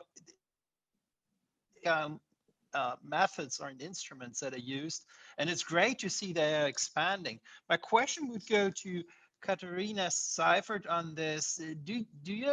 Are you aware of any such approaches here in Germany and in Europe, or some best practice examples of partnerships that can accelerate automation that we could refer to? Yes, of course. So what we are doing with different partners in Germany are also such kind of sandbox trials and pilots. And we have now a huge project with the city of Hamburg, which is from my point of view, very open to collaborate with different stakeholders from the OEM side, from the tier 1 side, from the public transport services in Hamburg, as well as the municipal government. So we see there a network of people which are, let's say, enlightened by the idea to try new solutions to reach the environmental and traffic targets of the city for the future.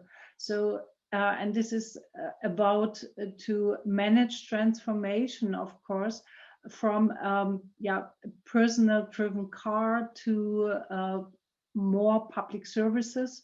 And I guess we heard some words about the services, and I'm sure it would be good if we would have more, let's say, comprehensive trials and also a larger amount of services reflecting the different needs of people. So if you think about the car manufacturers and the different designs which were developed in the last decades, which addresses absolutely different motivations to drive, from Sportswagen to family cars and all this in between. So this large amount of different motives, how to travel and how to drive, this might be also a kind of let's say a hint what we have to cover with the different services which might be developed in the future. And this is what I'm convinced of. We have to do not only the technology development, but we have in the same way we have to develop our understanding of the services and of the needs of future customers, and which is not only to come from A to B without having a rainy or somehow wet clothes afterwards. So this is what I'm really staying for. So we have to think about the services as well as of the technology. Yeah, and I guess Aoki must have addressed that issue too, right? Amir, can you give us an example of a sandbox where the mobility on demand solutions you're developing are coming together with, yeah, the good old railways? Yes, so exactly. Also on our hand, of course, public-private partnerships is totally a big topic. Why? Because of course, operating within the field of public transport, our main partners with whom we work are PTOs as well as PTAs. We have many examples across 6 different countries in Europe, where basically we operate and really tightly partner with different cities, trying to find out exactly what are their challenges in order to then come up with a solution together, kind of finding out what are the different strengths of the existing system, as well as what are the deficiencies, the white spaces, kind of, in order to really identify also what can be done in order to get out the best of the existing solution. A very good example here, for example, we have a big project which is in operation also with the city of Hamburg, where we have a very successful partnership. And here it is also where we operate in suburban areas, and we really strongly focus on feedering into the public transport system in order to decrease the amount of people basically traveling from the suburban regions of Hamburg into the downtown, and rather have them use the public transport system instead. Yeah. So another important aspect, I guess, for public-private partnerships is the infrastructure that's needed, for instance, for autonomous driving. And I want to relate this to the question that we got from one of our person in the audience here, Saud Al-Fadili, who asked basically, what are the infrastructure requirements for autonomous vehicles in terms of road signs, lane markings, probably communication infrastructure, and how do we figure that out? I don't know, is that something for you, Sunny, or Katerina maybe as well? What do we need in order to get out of the sandbox for autonomous vehicles into broad deployment with infrastructure? What's needed? Sure, I wouldn't be able to say that I have really the complete right formula for that, because I think a lot of things are emerging and learnings are emerging via the pilots that Susan had mentioned. So yeah, 100% formula, but what I can definitely say is when we talk about infrastructure-based autonomous driving, whether it's in parking garages or whether it's for fixed routes in certain parts of the cities, definitely the infrastructure will need to be updated, whether it's with cameras, intelligent cameras, sensors that can really collect the data and fuse the data to make really sense out of them and translate them into concrete actions. So I think this would be a huge investment from a city perspective for sure, or in a partnership, but that infrastructure upgrade, I would say, would need to happen. And I think another observation is also that a lot of streets are really deteriorated here in the US, so they're not really up to date, modern. A lot of them need to be maintained. So I think for autonomous driving also to be deployed successfully, where we talk about really smooth operations on the streets and also road signs that are clearly identifiable, I think those things would need to be modernized, upgraded, so that also the autonomous vehicles that need basically the site or to all these different signs and data would work efficiently and also effectively. Mm-hmm. And that happens at a time, and maybe Susan, you can help me out. I think road infrastructure is underfunded in the United States by 50%. So we only have 50% of the budget to fill the potholes and fix the bridges that we have, which means we don't have the other 50%. And now we're talking about sensors in parking garages and machine readable traffic signs and all of it. Who's going to pay for it? Yeah, well, these are the financial side of this, I think, is quite fascinating. And as many of you know, in the United States, and those of you in Europe who might be listening in, you may not know this, is, we haven't raised our gas tax here on a federal level since the early 1990s. And so it's not keeping pace with inflation, not even close. And so what we're increasingly seeing more of is states and localities are, going to the ballot and essentially moving forward with initiatives. Here in California, we have an initiative that was adopted a couple of years ago called SB1, that is an additional form of gas tax. It's really helping to infuse improvements that we have seen in California. So as we prepare for a future that's more automated and connected, absolutely we have to, I think, first and foremost, focus on the quality of our roads and streets, which are paramount to the ability of automated vehicles to be able to sense the infrastructure itself. So I think we really do have to think a lot about finance here. If the form of an increase in the gas tax, which has always been very, very unpopular at the national level, or some other types of infusion of funding, for example, road pricing. And so we're talking more and more about that here in the United States. And so maybe we'll see more of that.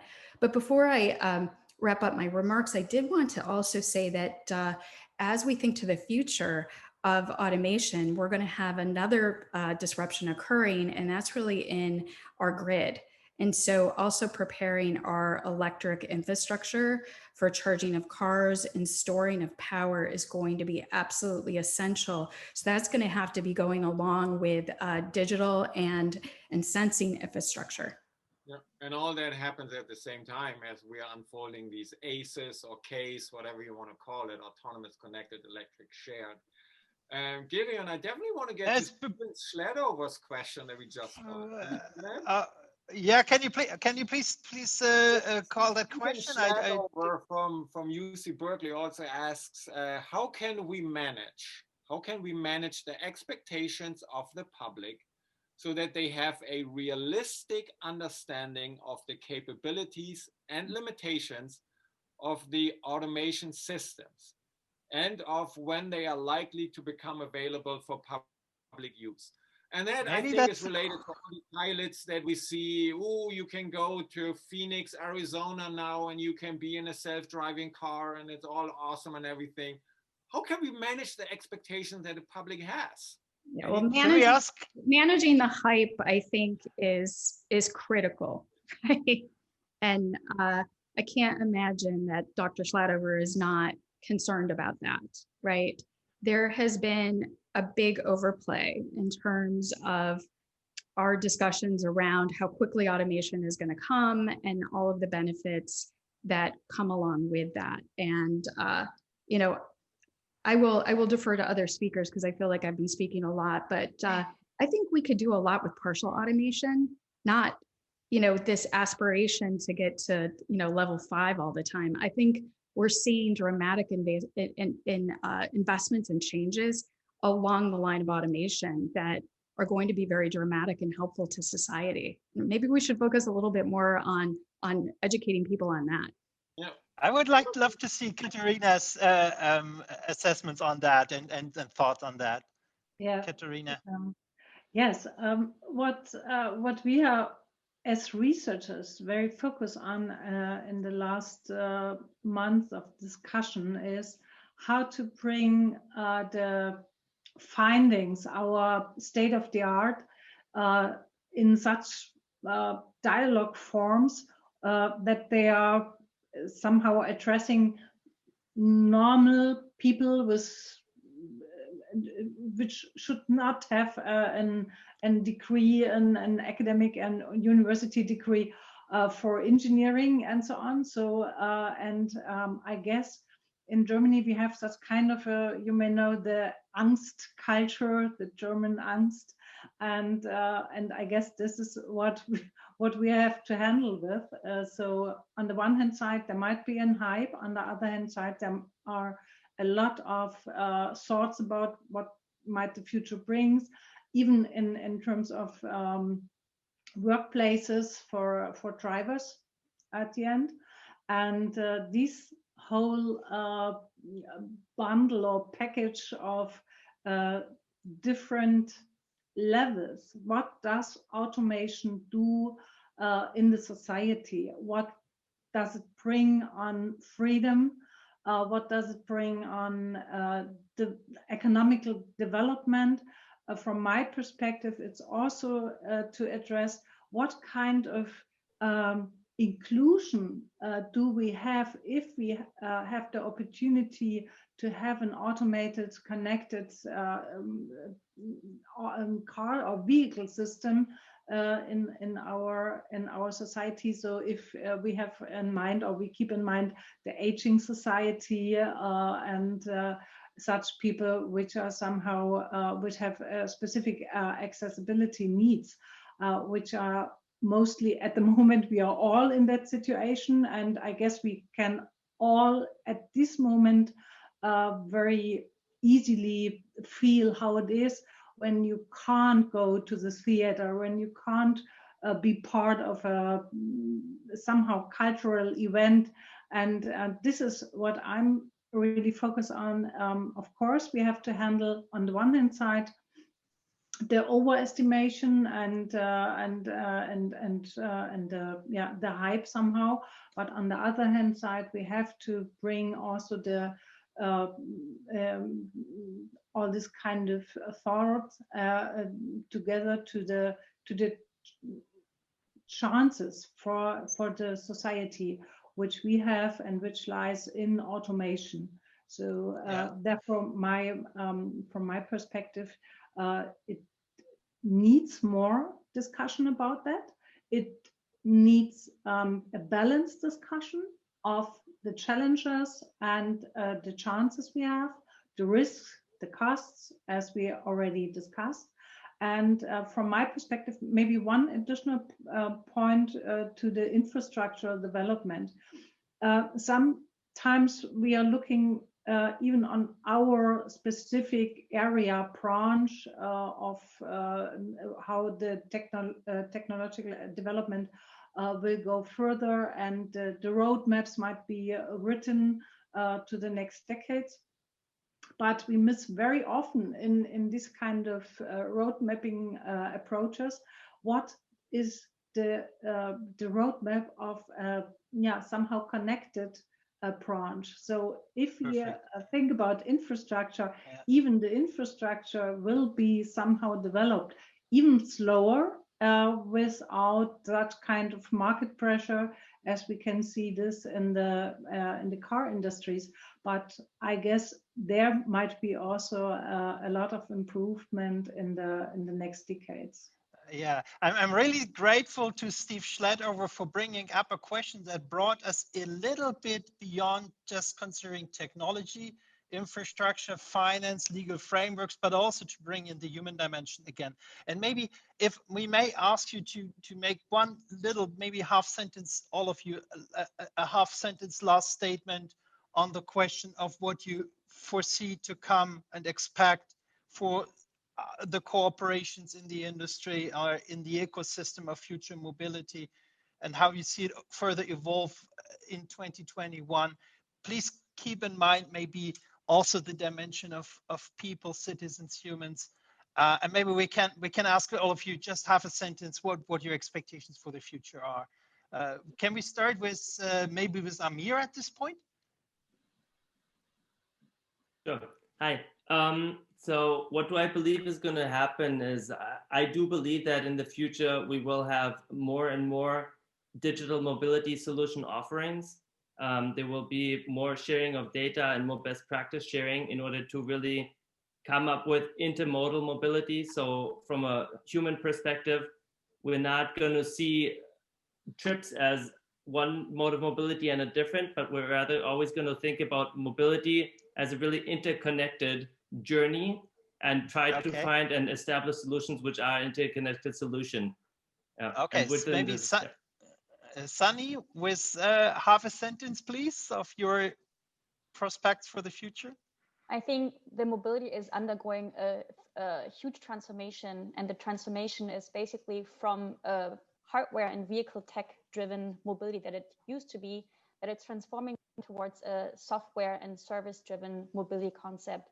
And that will place also the user more in the center, so that for future automated and general shared mobility, I believe that shared mobility will be more user centric. Okay, Katharina, one more half sentence. Hey, hopefully we see the comeback of mobility services and the growing service economy soon with great user experience, because we need solutions for inclusion of different social groups and the aging society. And I believe Susan knows very well what will come and what we'll need. Well, in part, I think my remarks are a bit hopeful. As we move into 2021 and we continue to recover from COVID, I think it's going to be essential that across both the transatlantic boundaries that we're focused on accessibility and social equity as we come back and building that into our mobility strategies moving forward. And I think we will see a lot more focus and attention on building a symbiotic relationship between public transit and shared mobility operators, because we are coming back from a crisis. And so it's wishes of hope for the future and a gradual and beneficial evolution in mobility services. Brilliant closing. Thank you so much. Sven. Yeah, absolutely. I think all great statements, and I certainly like that there's a hopeful, strong statement at the end. And really thanks to all of you for this discussion. We could not solve all the questions. We were getting back to questions that we've been discussing, quite frankly, for the last 10 years, if not longer. But it emphasizes again how complex, how interconnected, and also how exciting this field is. This is why we keep doing this, right? And I think we also see again that automation cannot be discussed without sharing. Electrification should be part of all of it, and certainly connectivity. So these topics continue to be with us. Public-private partnerships we discussed quite a bit. And I'm also very, very thankful that we discussed, at least to some extent, how important it is to think about the user. And the user is not just the traveling business person who needs to get to the airport as fast as possible. There are many community members and citizens who have very specific needs that sometimes we forget. And let's also have the hope that what we are all going through right now, that we think, what is really the mobility and transportation need that I have, and how can that be covered? And let's hope for a bright future. Gary, on yeah, and I agree with that, and I hope we will really meet in person all together again next year, and because there's still a lot to discuss, in particular this last point that you mentioned, putting the user into the center, also consider these questions of accessibility, maybe how much of a human's assistance may still be needed here or there. I think that's super exciting and super important. And might make, a topic for next year's future mobility dialogue. What do you think, Sven? Yeah, absolutely. So we'll be back, and the format remains to be seen. Usually we have this mobility dialogue in July related to the Automated Vehicle Symposium, and when our book comes out that we are editing. And I hope Number 8. That might be a good time point to also see what 2021 will bring us. And I'm also saying it, we didn't get it into this discussion, we were thinking about it. 2021 was claimed to be the year when many of these autonomous driving programs come to the market. Ford made announcements, BMW made announcements, and Nissan as well. So look, and many of your shared mobility just companies. Another 12 days. In 12 days, we will actually 22 days. We will have 2021. Will be exciting. And in the meanwhile, we just wish all of you happy holidays and happy New Year, even under these sometimes difficult situations for the time being. I think now Mirko is going to tell us where we're going to go. Right. To working. Is that right? There's some spatial chat or so, right, Mirko? Yeah, exactly. Thank you, Sven, Gerion. It was a pleasure collaborating again, and we're looking forward to 2021. But in the meantime, since we can't be in the consulate, we have a virtual way of networking. We're using spatial chat, and my colleague Flora also already posted it here in the chat. So you click the link, and then it literally takes like 20 seconds to sign on. No need to install software.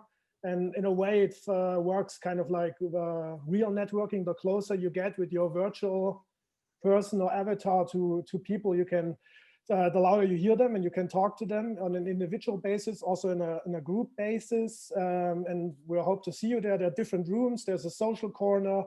there's a room where we can continue the discussion on what we hear on the mobility front, and also meet the German companies that pitched. And we also have 4 more companies that are actually in the delegation that didn't get a chance to pitch today. So you can meet them as well. Leonard and Bauer, Rheintacho, Tagueri, and Wolters. And without further ado, I would looking forward to meeting you there in a second, and then continue the discussion. Let's try it out. See you there. Thanks, everyone. Thank you very much for having us. It was great meeting you guys. Thank you very much. Thank you. Thank you very much, everybody.